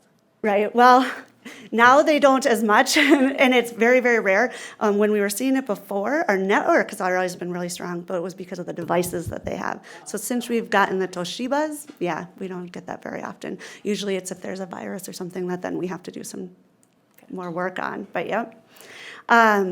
We are upping to a 1.5 gig fiber network. So last year when I did my state address, state of the technology, we were at 1.0. We're now upping to a 1.5 gig. And that's partly because of the 8,000 devices that are on our network. We want to continue to offer that, those fast speeds and such. We're also very Is that going to change a lot with the one-to-one next year? that's including that. What's including it? Okay. Yeah, so that's why we're going to the 1.5. And actually, and we added a server. There's a lot of technical things that we've done, but they're to enhance that. Are we limited by what's off-site for the school? For the schools in terms of fiber optics? Actually, we're very lucky because of our relationship with CTC. Like I said, that started with the referendum when we did Forest View. So as part of that referendum, the district and CTC and Essential Health, Crow Wing County. Might have been. Was the college involved in that too? Yes, I think to some extent, not as heavily as some of the other entities, but they all bought into it together, if that makes sense. So we actually own, the district owns much of the fiber and the fiber things that are around the district. So it's kind of cool. It's a good place for the district to be. So we actually have a lot of leverage to talk to CTC and our surrounding area about where we go. So we won't necessarily tap out. No, we're not even close to tapping out, and we have the ability to blow more fiber. That's actually what we've been talking to CTC about. They would like us to blow more fiber to help support our community. So like I said, we're in a really good spot as the district, with the district, so. That's wonderful. And then we're really excited about our disaster recovery room. That was part of the referendum this time, and that is going up at Nisswa School. And so what we have always struggled with that we did not have, our second network, our disaster recovery area is kind of over at Forest View, but we never were comfortable with the amount of distance between that. That's just not very much distance between Wesby, Washington Building, and Forest View. Now it will be up at Nisswa, which gives us a much better chance that if something happens at Wesby, that we will still have our main systems that we need, and they'll be fine up at Nisswa. The other exciting thing about having Is this. that like a backup system up there? Yeah, yep, it's our backup. That's a great way to put it, yeah. And we have redundant lines, and so everything's just backed up, and it's our major systems. It's like our Skyward and those types of systems that we don't want to lose that information. The other great part about this is that it also opens up another. We're working with our community entities again, because they have that need as well. So everyone who we had worked with on the initial project with the fiber, we still meet with them a few times a year, and this is a project now that we're kind of all working on together. So it was fun to have a new project to be able to support. So does that disaster recovery room, it must not really be a backup, it must be happening at the same time, kind of? Right, yeah, so it's a separate. Anytime this went down. The servers there it's backing up all the information that we're getting here. Does that make sense? Yeah, so they're both running it, yeah, they're backing it up. What's the frequency of the backup? Is that automatically, or is it every Yes. hour? They're both servers, so they're just going at the same time, basically, but we're not running off of that server up in Nisswa. Does that make sense? We run off of our servers here at Washington, but if something were to happen here, it's all right there. That's cool. Were the servers damaged by the water intrusion last week? No, we were quick to get in. Yeah, thank you for asking. But our network admin came in right away and went through and made sure that they were away from all of our closets and stuff. And a lot of the water damage was from the floor up. So, and our stuff is more higher up, so, yeah. It's a good question. Next, I'd like to talk a little bit about the external internet accessibility, and I have some more data to share with you based on the questions that were asked at the last time that I spoke. So we are continuing to work with our community organizations toward access for everyone in our community. Couple ways that we're doing this, and I just put these on the stars, and then I have some specific data for you. But we will continue to work on a robust guest network. So if you've ever gone and visited other schools and tried to just get on your phone and use their network, a lot of times it's really slow, and it's hard to get onto things and such. You won't find that in our district because we maintain a really robust guest network. It actually has the same speeds as our secured network does. And so we're really proud of that because that offers an opportunity for anyone in our community to be able to utilize that when they're either at events. We see that a lot at Forest View and the high school. Also during summer and stuff, we see a lot of our community utilizing outside of our buildings and such, and we've talked about that before. The bus Wi-Fi, as we talked about, that's something that we're really excited about for next school year, that all of our buses, including our activity buses, will have free and filtered internet access for everyone who uses those. We're able to do that at a monthly cost of about $2,500 per month as well. So working with T-Mobile, we're able to get a really good rate on that really benefits our students. Hotspots, like we talked about, we are always looking for ways to implement our hotspots more. We're doing that in ways in some parts of our district versus via checkout systems for students, so they can come and check it out from someone. Mainly Brainerd Learning Center has been using that, and they've had students accessing that. They can come and check out a Chromebook and a hotspot and then use it at home. So we're kind of looking at how can we implement that district-wide, and if we can. We work with our community partnerships. Like I said, we work really closely with CTC. We have some big ideas there that we're working through, and then also with different organizations in our community. We do a lot of data collection and analysis on this because we do know that this is something that is important. So I wanted to share with you some of the things that, some of the data that we have around it. So I actually sent a survey to all students in 8th through 11th grade. Over the past month or so, they've been filling it out. We have about 480 students that have responded to that survey, so about a quarter of our population that could. I specifically asked, do you have internet access at home to use with the Chromebook? So that was, because I didn't just want to know, do you have internet access on your phone, but do you have it that you can use with your Chromebook? And we had almost 97% said that they did. So 465 of those 480 said, yes, I have internet at home that I can use with my Chromebook. And so that was really telling for me. And again, it goes back to the overall study of devices in the home and things like that. We're just seeing that more. We also work very closely with CTC. I should show you the map. So this is our new and updated map. It's kind of hard to see on here, but I can get you the bigger PDF of it as well. Or actually, it's in your packet too on board book. But this was actually updated last week, and so it's a very updated version. All the red dots are students in our district. The pink areas, so for instance, right here, and there's a little bit of pink in here, those are underserved, and that's about 3,089 students. Underserved means they base it on FCC threshold, and the broadband service at speeds 100 megabits per second downloaded and 20 per second uploaded. Okay, so that's by FCC standards. So, and I'll get into a little bit more in a second. The orange, which is a lot of what we see in here, the orange is unserved. Oh no, this is the orange. So this is unserved, and what that means, it's not technically that they don't have any internet ability. It's just by FCC standards that they consider it unserved. So for instance, I live in this area, we get CenturyLink, we can still stream our videos, things like that, but definitely if there's more than 3 devices on it, it slows way down and it gets difficult to connect and stuff. So that's what they mean by unserved. They don't necessarily not have access to anything, they just don't have access to what the FCC says should be a threshold. So. Sarah, my question is, these two groups together is like 60-some% of the student population, and you're saying that they don't have high-speed internet? I mean, how would you define this internet speed? So I would say that this population of students don't have access to fiber is probably the easiest way to say it. So fiber is really the best internet service that you can get, the fastest speeds, best connections. This population of students at this point do not have access to that. But it looks like a lot of those dots are in Brainerd and Baxter. Wouldn't that be within? So, and like I said, it's tough to see on this map. Let's see if I can, You're kind of questioning the 465 out of 480 students.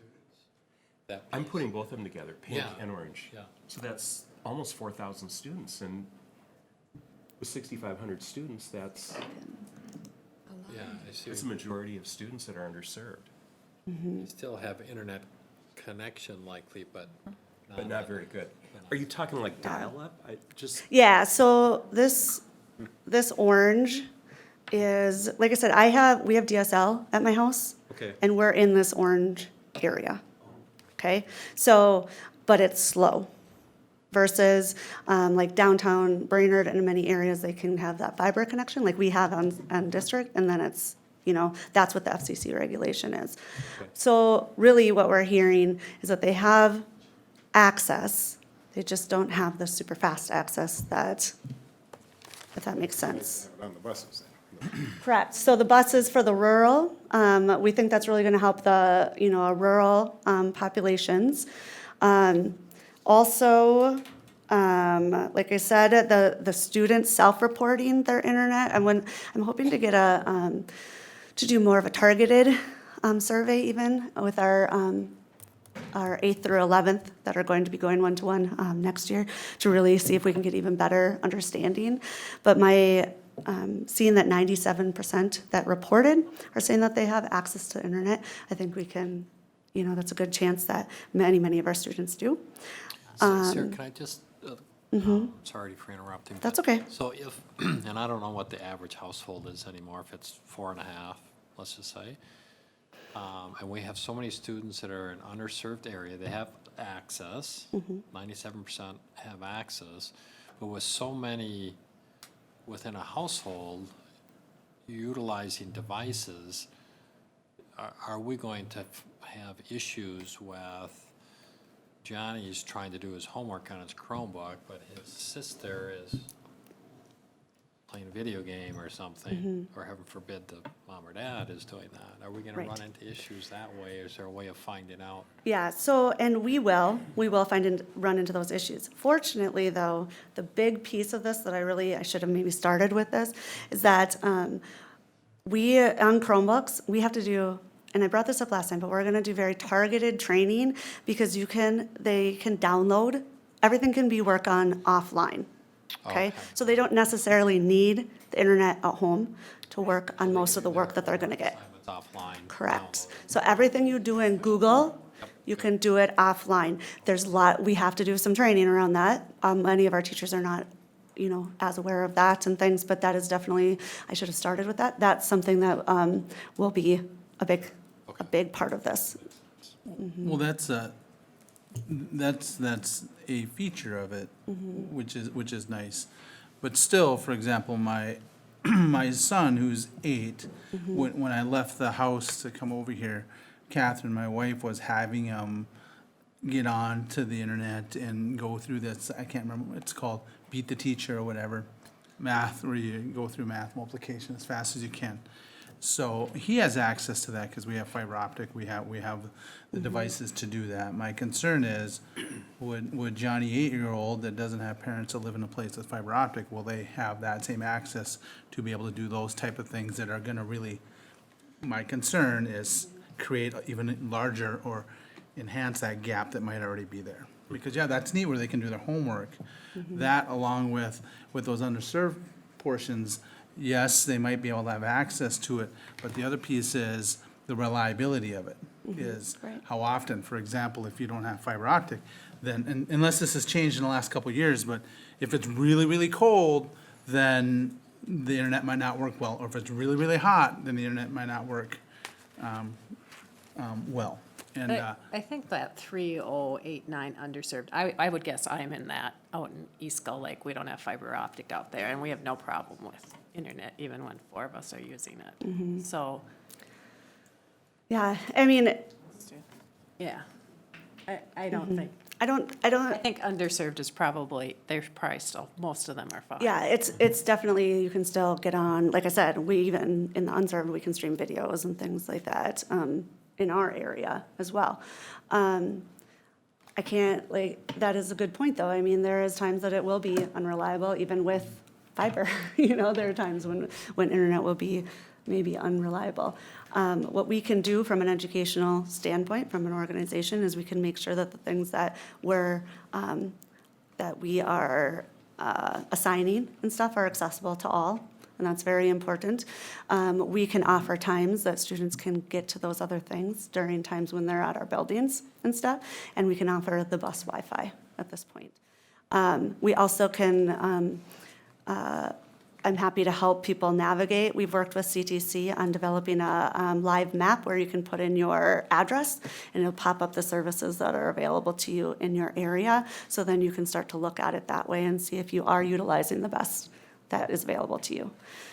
So we're trying, and we're really trying to hit as many as we can in those ways. And another question for you, Sarah, the example that Charles used, that could be a downloadable game, right, that they could bring home on their Chromebook? I'm not sure if it's exactly, I don't know which one was being not that done, exactly, but the math instructors will probably have things like that. So, yeah, so they may be challenged to diversify how they provide those type of things. Right. Yeah, I am a big fan of this. I don't want to lose Yeah. sight of that, but Yeah. a little bit concerned too. Yep. Yep, and we're going to continue to do the best that we can from the tools that we have available to us, which is a lot. And we have an amazing staff that it's really fun to look at those problems and barriers and start to think of the solutions and the way that we're going to help our students. So it's exciting. So do you have any other questions regarding that external? No, that's great. You know, picture me on the edge of that pool, ready to jump in, but I just need to make sure I have my little. Yeah, I have that in here, yeah, so. They got it locked in, Charles. Yeah, so, thank you for your questions, and I hope that around that I was able to explain that in terms that made sense. So very quickly to finish this up, teaching and learning plus technology equals comprehensive staff learning. So we're really proud of our relationship with teaching and learning, and that everything that we do really is tied in together with what our students are actually doing in their classrooms. So tech tidbits, in-service morning, after-school trainings, specific PLC trainings, and there's all kinds of more things to come. This is what our staff has been exposed to with curriculum and technology coming together. And really, it's curriculum process is the basis. You have learning management systems, assessment tools, curation archives, teacher plan book, but then it's instructional practices and the student learning that it ultimately leads to.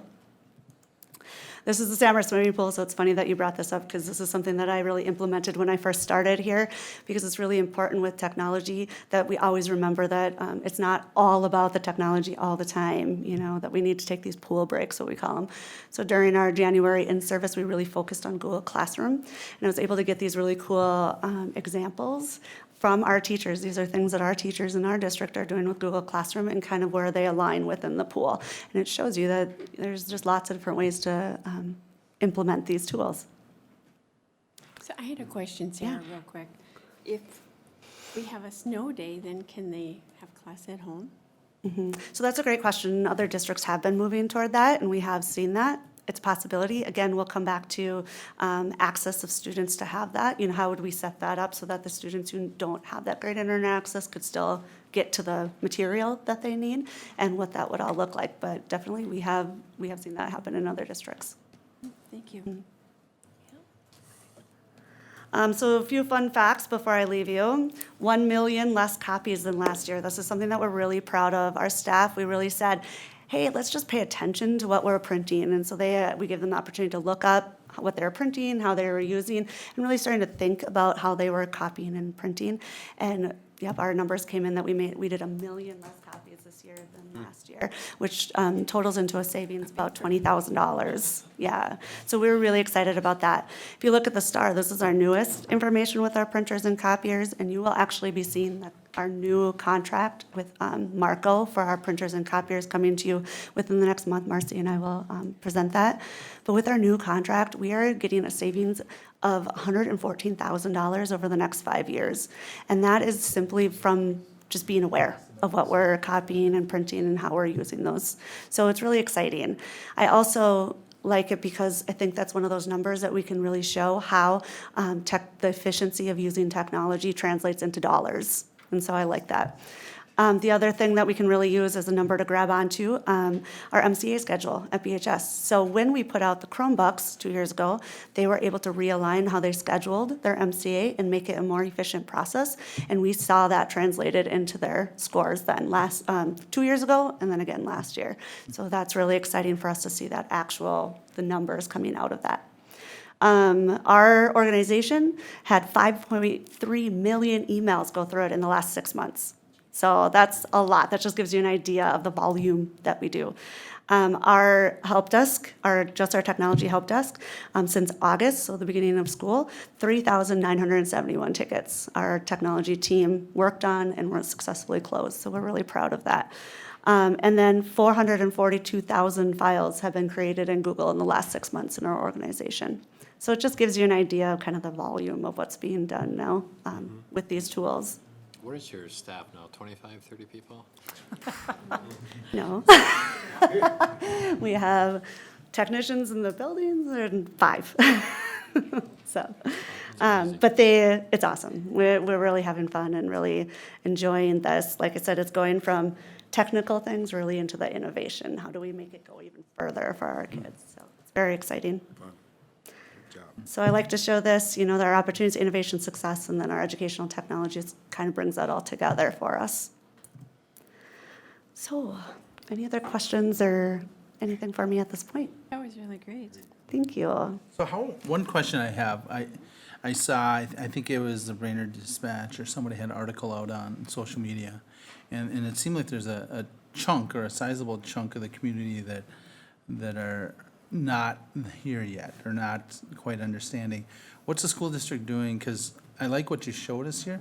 How are we communicating that out to those individuals that might be a little nervous about where we're heading as it relates to technology?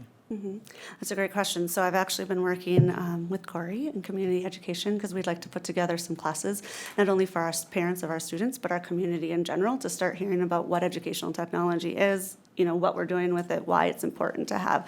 Because you're right, I think a lot of people are still in that mindset of, we just want a device. It's important just to expose them, and they don't necessarily realize the impact that we are doing with the educational technology. With parents in our district specifically, you might have seen tomorrow night, there's internet safety at Forest View, internet safety and vaping seminar. Officer Katzenberger is running that. Safety and what? And vaping. Okay. Yeah, and information around that. Officer Katzenberger is doing the internet safety piece, and we just had a wonderful conversation about how that aligns with what we're doing in the district. So there's much more of that type of reach out going on. And then we're doing some targeted things with our one-to-one. Like you have seen in our one-to-one plan, there'll be some targeted things for that 9th through 12th grade population as well. What time is it at Forest View tomorrow? I can follow up. Okay, I was gonna say, I think it's 6 o'clock, but I have to look at my calendar. I live on my calendar, so. Yeah, Great job, Sarah. thank you. Thank you. I appreciate all of your support. We all do. It's all exciting, but the bus thing is pretty exciting too. Yeah, we're really, Wi-Fi. Yeah. I hope our students really take advantage.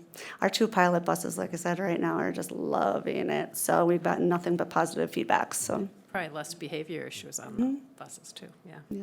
Cool. So exciting to hear about this. Next time you might have to play some walk-up music as you come up to present next time. Right, and do something. Well, thank you, everyone. Thanks for your time. Thanks, Sarah. Next up, we have action items here. Approval for the resolution granting property tax abatement as presented at the hearing. Marcy and Greg. Hi, Greg. Welcome. Hi. He made it. I made it. I apologize for being late. I was sitting parked on the interstate and the ambulances were going by on the shoulder and I thought, I may never get there, so. I'm glad I could be here with you. I kind of want some walk-up music. I like that idea. I like that idea. So you have a couple resolutions in front of you and a couple pre-sale reports. The first resolution is an abatement authorization resolution, so it basically authorizes the abatement that was discussed during the abatement hearing. I understand there was one question about trails, and I'll confirm that you can't use abatement funds for trails. It's limited to specifically the parking lot and you know, some ancillary things like lighting and. How about sidewalks? What's that? Sidewalks?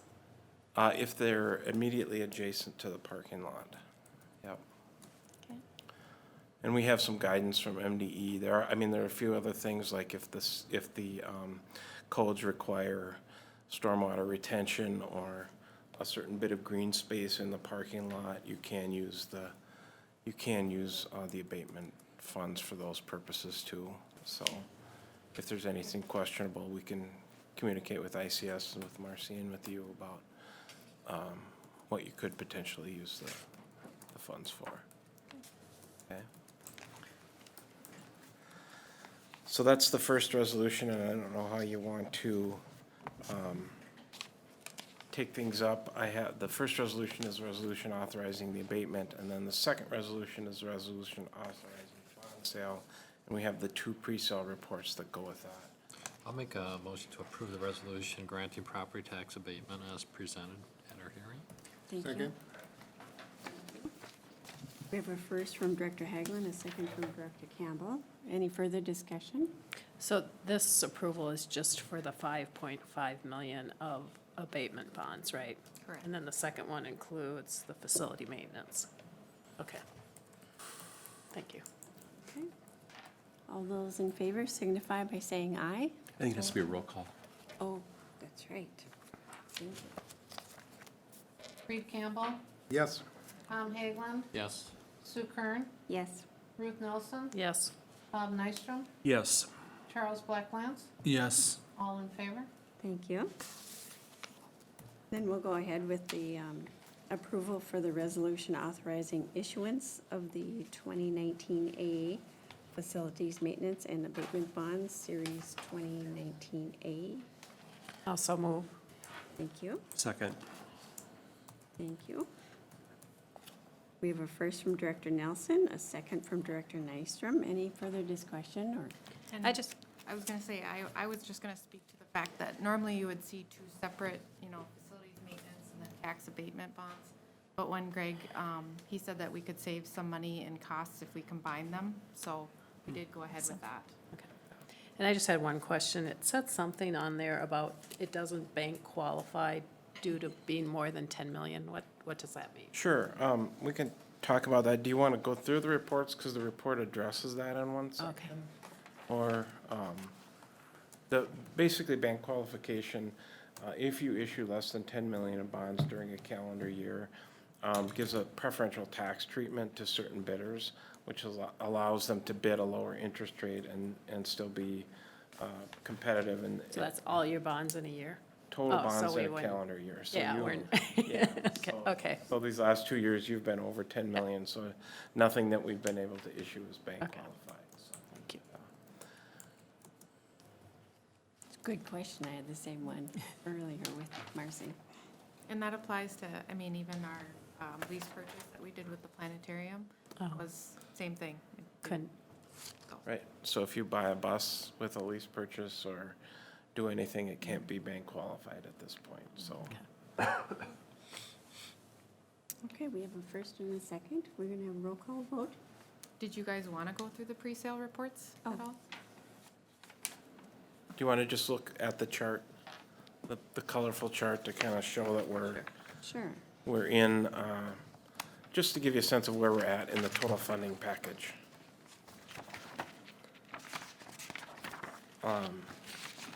It's the very last the very last page of the 2018, we just want to point out that That one. we're, you know, these two bond issues are the blue, or the blue and yellow, or the blue and orange are the bond, and the yellow is the lease purchase certificate of participation.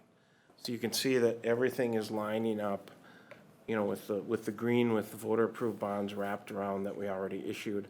We're landing right in there, and there's actually a little bit of a drop in the tax rate. You have a few bonds that you authorized at the very beginning that you haven't issued yet. And sometime in the next 18 months, as the budgets solidify, we'll talk about what options, but there is an opportunity to issue somewhere in the $4 million range, either abatement or facilities maintenance, health and safety bonds that have a tax impact. And they would still land in that little bit of a dip on top of the blue bars. And then we did not issue the full amount of the facilities maintenance, deferred maintenance bonds, because those payments come out of your general fund, and we wanted to wait and make sure you needed them. Those won't affect this graph because there's no tax impact, but we've got some that we had sort of committed at the beginning that we might spend on them. And so I just wanted to point this out, especially to let you know we're still right on track with the tax impact that we talked about with the voters election. A little bit of authority left that still will not add to the tax impact. And then the other non-tax impact. Basically, at this point, this fills all the buckets almost fully, and there's a couple buckets that aren't 100% full, but it'll make Marcy's job easier too in allocating the costs and paying the bills as the different parts of the project go through. Greg, could we sit down sometime and talk about that little area, and then talk about the parking lots at the high school with the, Right, so you could do a subsequent abatement bond in a year if we get to the, you know, realize we had, you know, you still have parking lot projects, or if the indoor air quality projects exceed the budget, we could fill that in with those. Those are the two places where you have board approval that have a tax impact. but it would remain tax neutral? At about the $4 to $5 million range, we'll be able to keep that tax impact level. Okay. And that was basically where the original plan was. We've got $5.5 million of abatement bonds. The original budget was around $8 million. So Okay. that was all sort of built in. And so And the facilities maintenance last time was on just our regular part of the project. These ones are related to health and safety. And then the certificates of participation are related to lease purchase, which Greg can explain a little bit yeah, more. which are all building additions. And the only thing I really wanted to point out in the COP pre-sale was the rating, because these are not general obligation bonds. You have the ability to non-appropriate every year and not make the payment. So the GO bonds, you're required by law to levy for the payment. By law, you are required to have a non-appropriation clause in a lease purchase agreement. If you do, the bank can take the building addition and turn it into a Starbucks or something, and your credit would take a pretty good hit. So they're pretty secure loans, which is why you'll still get a pretty good interest rate. But because they are annual appropriation bonds, the rating is notched down one level automatically, not because of your financial condition, but you'll have we expect to maintain the A rating on the general obligation bond, the 2019A. If that's the case, the 2019B will carry an A- rating because because of that annual appropriation, and it's also not credit enhanced by the state, so it doesn't carry that additional AAA rating.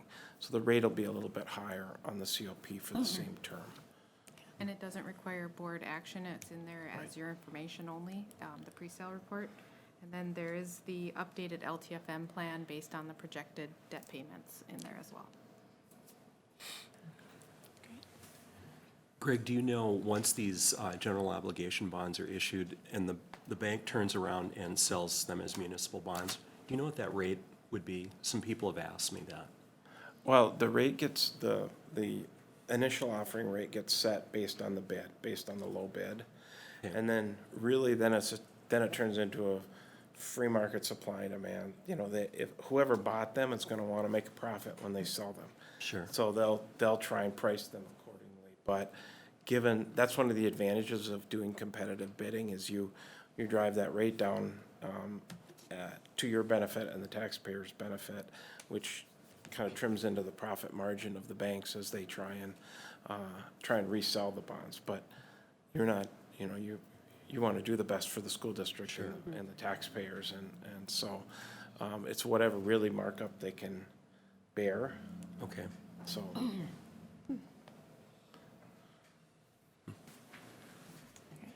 Are we ready now?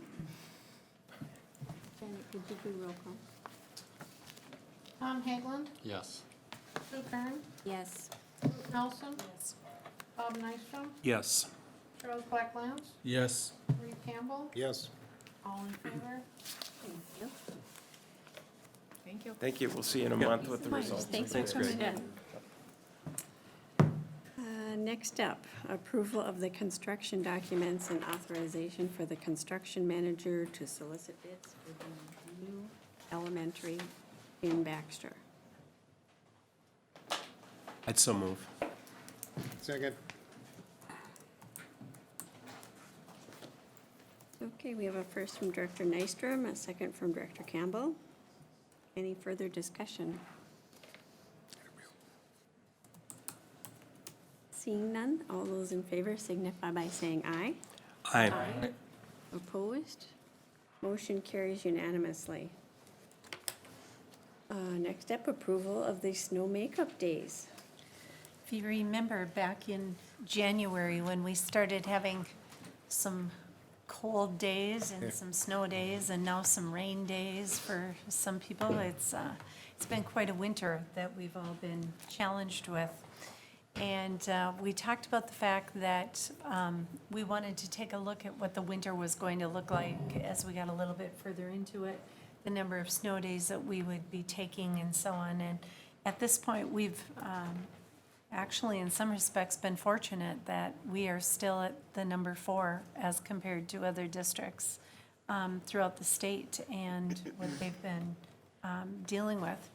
And so we have been looking carefully at the currently approved 18-19 school calendar and have a recommendation for the board tonight. And Tim and I are going to tag team a little bit because we really see that we think the days that we need to make up can really be a benefit for us in many respects. And so what you're going to see tonight, my recommendation is currently students are out of school on Thursday, the 30th of May, and graduation is Friday. And what I'm asking the board tonight is to add back one more student contact day of the 4 that we lost and to have the students go through Friday. And so we would have children with us like we did last year until graduation day and have students. The following week, we had, what I would ask is, and Tim is going to help with this, but on Monday and Tuesday, we would like to have some extensive staff development throughout our school districts. One of the things that as we've been looking at the number of high-quality professional development days that other school districts have in numbers as compared to our district, we are very low. And we see this as an opportunity with the one-to-one technology initiative going into effect, with a number of the priorities that we have that we would like to ask to use those 2 days for professional development. And I think I'll finish and then I'll turn it over to Tim and let him talk about what the team is looking at, that those days, what would encompass those 2 days. Then my recommendation would be on Wednesday, the 5th, that we have that be a staff day where staff would come to school, but it would be a day where they could start going through their rooms, going through their classrooms, helping one another to start downsizing for the building project. We might call it a purge day, where it's just a day where we can go through our items and throw things away. It's also an opportunity to look at some old materials that we might not be using and how Tim can, how we can use those, and he's going to address that as well. But we would use one entire day where our staff could go through and start packing, they could start throwing away, but help to get ready for the building project that's ahead. Then on Thursday, the 6th of June, we had a half a day scheduled in there anyway, and so we would keep that a half a day. And everyone would be out by noon on June the 6th, and they'd have Friday the 7th as well. One thing I would like to say, though, is that if we do have another snow day, that we would talk about making that 6th a full day. But at this point, we have 4 days to make up, and I'd like to just kind of stay there at this point. So, Tim, would you address what the team has talked about as far as Monday and Tuesday? Absolutely. And Wednesday as well. So, thank you. Snow day makeups are manna from heaven for the staff development department. So we were excited to have the opportunity to take advantage of the time. Okay, so Monday, June 3rd in the morning, what we have scheduled is the return of Dr. Anton Troyer to continue our work on equity and closing achievement gaps for American Indian education students. And that afternoon at their sites will have the opportunity to apply that learning and protocols to their continuous improvement plans as they close out their plans for this year and begin their continuous improvement planning for next year. For Tuesday, June 4th, that is a curriculum writing day for the entire district. Secondary teams will be doing their open education resource curriculum writing. They'll have the opportunity to continue their work in converting current units to digital units in support of the one-to-one technology initiative. The elementary teams will be doing grade level meetings that morning around curriculum planning and integrated unit writing. And in the afternoon, a little gray area there. We have a couple details to figure out for them. We have lots of curriculum writing for them to do. We just have to prioritize which group we're going to do it with. Those would constitute those 2 days. Wednesday, as Superintendent Larson indicated, is a day for us to clean out and appropriately dispose of any old curriculum that's not appropriate to still be used, things that may have been adopted and replaced by adoptions. It's an opportunity for us to do spring cleaning. We're going to tip the district on its side, empty it all out, and make sure that we're preserving what are the quality pieces that are currently supposed to be in use at this time. There are some expectations for the legal disposal of purchased materials by the Department of Education. We are using taxpayer monies to purchase materials, so we have to dispose of them in accordance to their wishes. So we'll be doing some inventorying, we'll be creating some lists, and then we'll be making sure that our inventories match what we purchased at some point, and we'll have that information for us. So Monday is an opportunity for equity work and continuous improvement work. Tuesday is curriculum writing for all groups, morning and afternoon. I'm appreciative that on Monday you'll be inviting Dr. Troyer back. You'd mentioned that in the afternoon, the faculty have an opportunity to update their their continuous improvement plans. What we normally do at the end of the year is we will bring continuous improvement teams to WESBA, and we pay for the subs when those teachers come.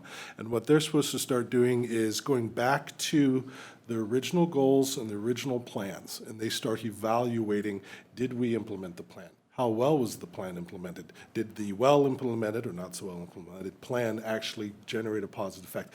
They start that closeout evaluation, because what they're starting to do is set the table while it's all still fresh in their heads for coming back to us in August for the continuous improvement retreat, where they will start making their plans for next year. They will not have all their data at this time. Certain forms of data in terms of comprehensive assessments don't come back to us from the state of Minnesota till late July, but they will have a lot of information on their own work as to whether or not they actually did what they said they would do and how well they did it. So they're going to start that closeout work. And this is an opportunity to get more people involved in that work than normally just the leadership team. So it's a great opportunity for us. And so that'll be the afternoon? Yep. And would that information be, I heard what you said, but will that be, information be able to be quantifiable? Would that be something that measures? Depends on what's in the plan and how they chose to evaluate that. If they were working on a reading goal and the method of evaluation of the reading goal was the MCA in reading, that would not be public data until the end of July, beginning of August, because that's embargoed data. They would have some internal preliminary data that they can get a rough order of magnitude assessment for it. What you don't get are, what you'll get is, You'll get scale scores, but you will not get from MDE at that time percentile ranks. So you won't know how anything fit relative to the rest of the state. But you'll get a sense of how certain cohorts went through and scored. If the work that they did was the implementation of an activity, such as a school that may have done responsive classroom in the morning, they would have internal data that they might be using for that. Some of it might be quantitative, some of it might be qualitative. And they'll be applied to what Dr. Troyer talks about, or will that be something completely different? Dr. Troyer, what he can provide is our ideas to include as the plans move forward. Are there ideas or opportunities that we're missing when we plan that needed to be folded in? What we don't want to do is we don't want to just say, here's X, Y, and Z instructional strategy, you have to do this. Here is X, Y, and Z activity you have to do. We don't want things bolted on to what we do. What we want is more of an infusion model where sites are bringing that equity lens to all their work. So when they talk about attendance or discipline or achievement gap closure, they're looking to leverage those practices that are identified as specific actions, but they want to make sure that it's part of a mentality for the entire building. And where that work always starts is the continuous improvement plans. Yeah, I think that's exciting from my end, but also it ties to a previous discussion we had with members of the American Indian Parent Advisory Committee. I think there's some room for steps towards reconciliation, that we get more on the same page as it relates to that. I think this also provides an opportunity for clarification as well as to what's actually going on. Mm-hmm. That's great, thank you. Tim, question for you. Sure. Sorry. You know, I love the idea of the continuous improvement and development. Was there any thought or discussion of having one or two of these makeup days in the beginning of the fall year versus the end of this school year? Yeah, we have to use the days by June 30th, by the end of this school year. We have to have the days made up by then. So like even if this half day, it would, if we were going to have people make it up after, on their own time or whatever, it has to be done by June 30th. Because the new school year starts July 1st. For school funding purposes, we are bound by the fiscal year, June 30th, July 1 to June 30th. Now, if you would like to allocate more at staff development days to next year's calendar, I'd be more than happy to accommodate you. Well, your question was almost exactly mine, because as far as you're concerned, better staff development would be better before school starts than at the end of the school year. I would think. So you forget things, It just like kids depends on do. the nature of the staff development. Unfortunately, it's a little bit more complicated. What you want is, you want opportunities spaced throughout the year that reflect what the needs are at that time of year. Training staff right in the end of August to apply something the first week in September, that sometimes is a very hard turnaround. If we were to do a lot of training during Welcome Back Week, asking teachers who are just getting their rooms together, just getting their class lists, to then turn around and add new things to what they're doing, that's a hard thing for them to do. They can't turn on a dime. So that's why you have that data retreat earlier in August. Set your plans, create your frameworks, give them a chance to think about what they're doing. Share those plans out in Welcome Back Week. Now we come back at the end of November, here's an opportunity for all the sites to do some work with their plans at their sites. So if we're going to have a serious look at the calendar for staff development for the year, you want, start at the end of the year, evaluate what you've done, identify what you think your needs are, confirm that with data, plan for the next year in August, begin your implementations as you go through, and refine those implementations with staff development and targeted things, like what Sarah does, what Ms. Porish does on January in-service days in the morning around instructional technology. It's always identified in the August plan. We can refine what that need is all the way up to January, train, see influence of it till this year. You just want that rolling cycle to keep going. It seems to me like 3 days of staff development in a row at the end of the school year is a lot of staff development for teachers. It is a lot of staff development because it's the end of the school year. They have worked very hard for a long time. Right. So that's the one thing I don't like about it. Other question, when do the MCAs come out? They won't tell us an exact date until we It's get not- closer. It's not in June? No. Okay, it's- so we it's- couldn't wait and add a, okay. No, and it would be very logistically difficult to cut I know. a cohort loose and bring an entire staff back. That You could do it like voluntary, you know, kind of, but it's not gonna work anyway. Yeah. The other question is I heard from Superintendent Larson that we were gonna take some of this time for technology learning. I didn't really hear that from you. Is Well, the- there, I mean, I would think that Ms. Porsche would like some time for what's coming up too, so. I think you see embedded in the curriculum writing work is teachers who now have more technology resources at their disposal are learning how to use them. So it's going to be relative to what a group is doing. So we haven't planned any district-wide one technology system training. So groups that are working on perhaps assessment mechanisms in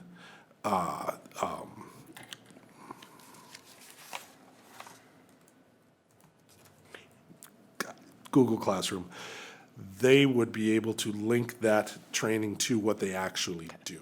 So they're going to personalize. Sarah has been somewhat involved in the staff development. Okay, okay.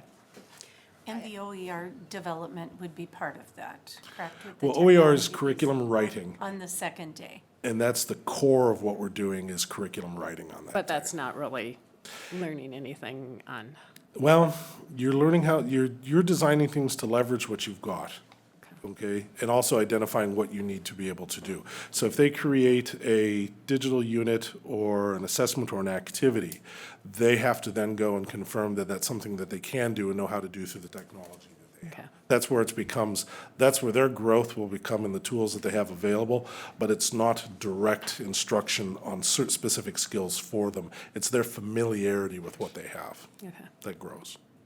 So I have a couple more questions. Is this only for certified staff? This is only for certified staff at this So time. non-certified will not come back?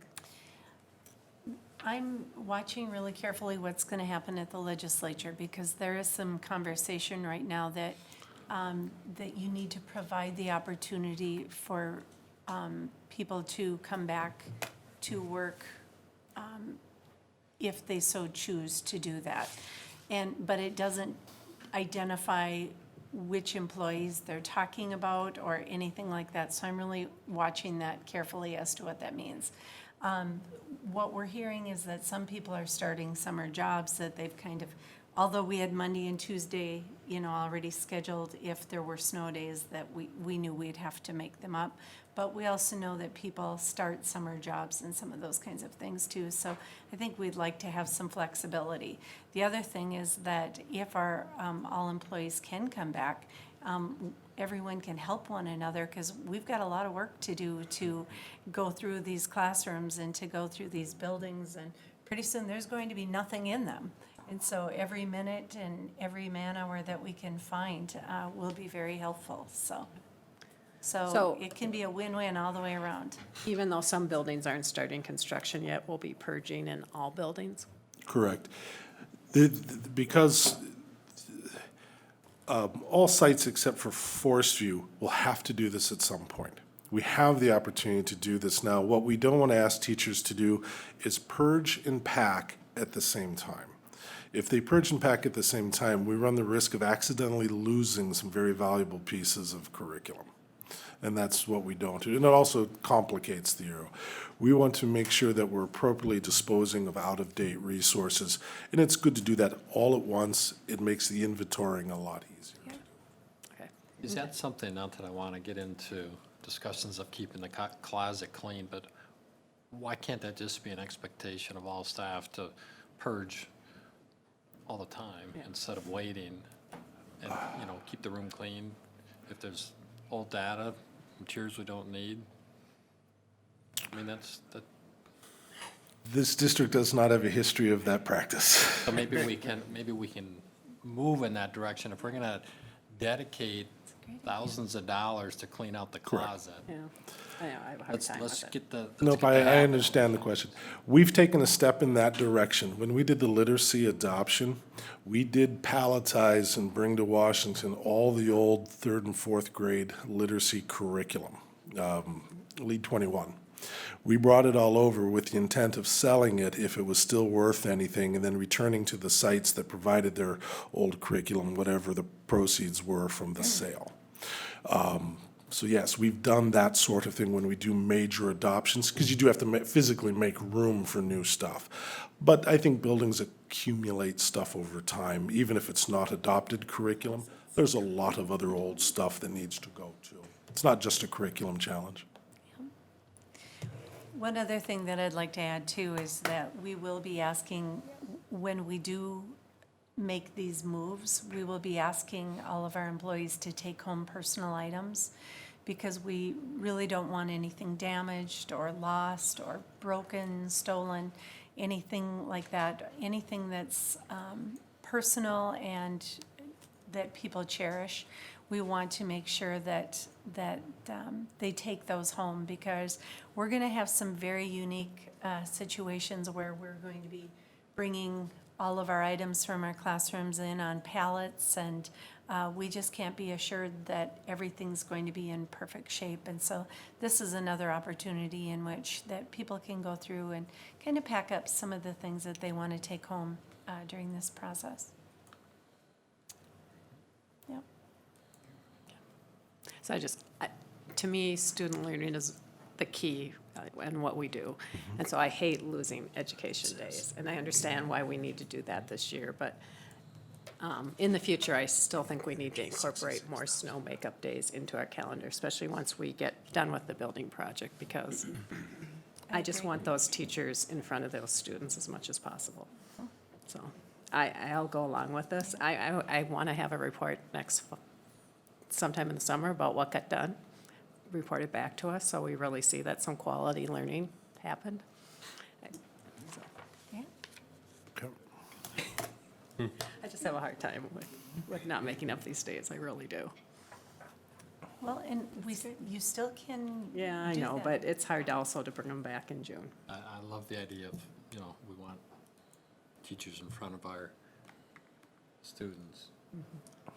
But not if it's a game day, it doesn't matter to me then. But it's hard, how do you do it when you're, I think what the plan that's in front of us does the best we can to not let a good crisis go to waste. it's difficult, yeah. It is difficult.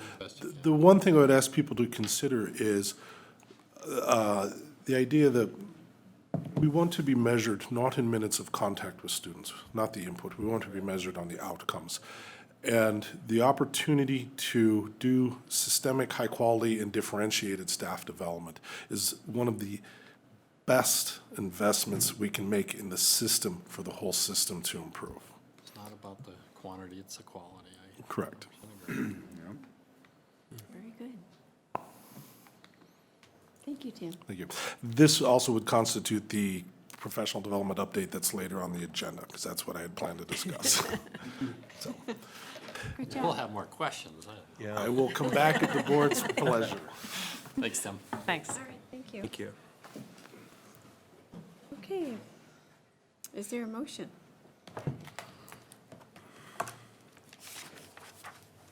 So moved. Thank you. Second. Thank you. We have a first from Director Campbell, a second from Director Nystrom. Any more discussion? Seeing none, all those in favor signify by saying aye. Aye. Opposed? Motion carries unanimously. Now we're moving into our informational portion, Brainerd Public Schools Foundation Report. Yes, thank you, Chair. The foundation met on March 4th and reported that as of the end of February, their asset balance was up to over $2.3 million. So again, that's what they're dealing with, is that kind of money there, so it's great. Talked about, there was some discussion about the Warrior store and changing the mascot and everything going to be to the Warriors and what that might do to benefit or create challenges for the Warrior Store on what they sell and the products coming in and out of there. And then talked about the Hall of Fame and the Senior Recognition Night, which is going to be on the same night now, which is May 22nd. So give out a bunch of scholarships and have the Hall of Fame the same night. That should work out good. See how that goes. And then a bunch of discussion about the big event and what that raised. It was a 24% increase over the year before. So net revenue was over $65,000. So great event. Produced a lot of funds to give out for their mission. So, and I think that covered everything. That's excellent. Thank you. Thank you. Okay, and we already got Mr. Murphy squared away. Business Services Report. Marcy, did you have a few things to share? Wasn't ready. I thought Tim was next. In your packet is the enrollment report. Just wanted to note that as of last month, we are up 12 in the early childhood and down 5 overall. And at a previous board meeting, we had an inquiry about, where are kids going? So Sue Anderson created a document that summarizes all the new students, the transfers, people leaving, and that's by building, which is available for your guys' review if you want to come and look at it. The next item is the financial report. Sorry, should ask any questions on the enrollment report? Where would we find it? You can just come see me. I can give it to you. And then the financial report, I excluded the construction fund and debt service fund again, just because we had the uniqueness of not having construction last year and the refundings. And when we look at that, 17-18 was at 56.46, and this year is 54.79. So we're actually a little bit under compared to last year. So trending along very well. Nothing else to note on that report if there are any questions. Okay. And then Lane asked I give an update on the February forecast and then also the governor's report. There was an update that the forecast which showed a 1.05 billion surplus, is now 494 million less than predicted last November. The forecast also shows the projected surplus for the following biennium is eliminated, and there is now a forecasted deficit of 11 million. So this means that the legislature and the governor will have to raise new revenues or reallocate current spending if they want permanent funding increases. Governor Walz anticipated this downturn and left flexibility in his budget recommendations. However, changes are possible as a result of the updated forecast. So he had, according to this, had planned for that, but who knows what the House and Senate will come up with. And that leads into his budget proposal. So he had an increase, and I just highlighted items that would affect us. There are other items in here that do not affect us. Basic formula increase of 3% the first year and 2% the second year. And 77 million investment. The 3% and 2% is actually 523 million over the 2 years. $77 million investment in special ed to stop schools' cross-subsidy gaps from growing. 59 million to keep voluntary preschool programs operational. So those programs were set to expire with this legislation, and he's looking to keep that going. $26 million to address school safety, and that we currently receive Safe Schools funding. He's just looking to increase what we would be allocated. $8 million for the full-service community schools. That one didn't affect us. And then $8 million for new and existing programs to recruit quality teachers of color.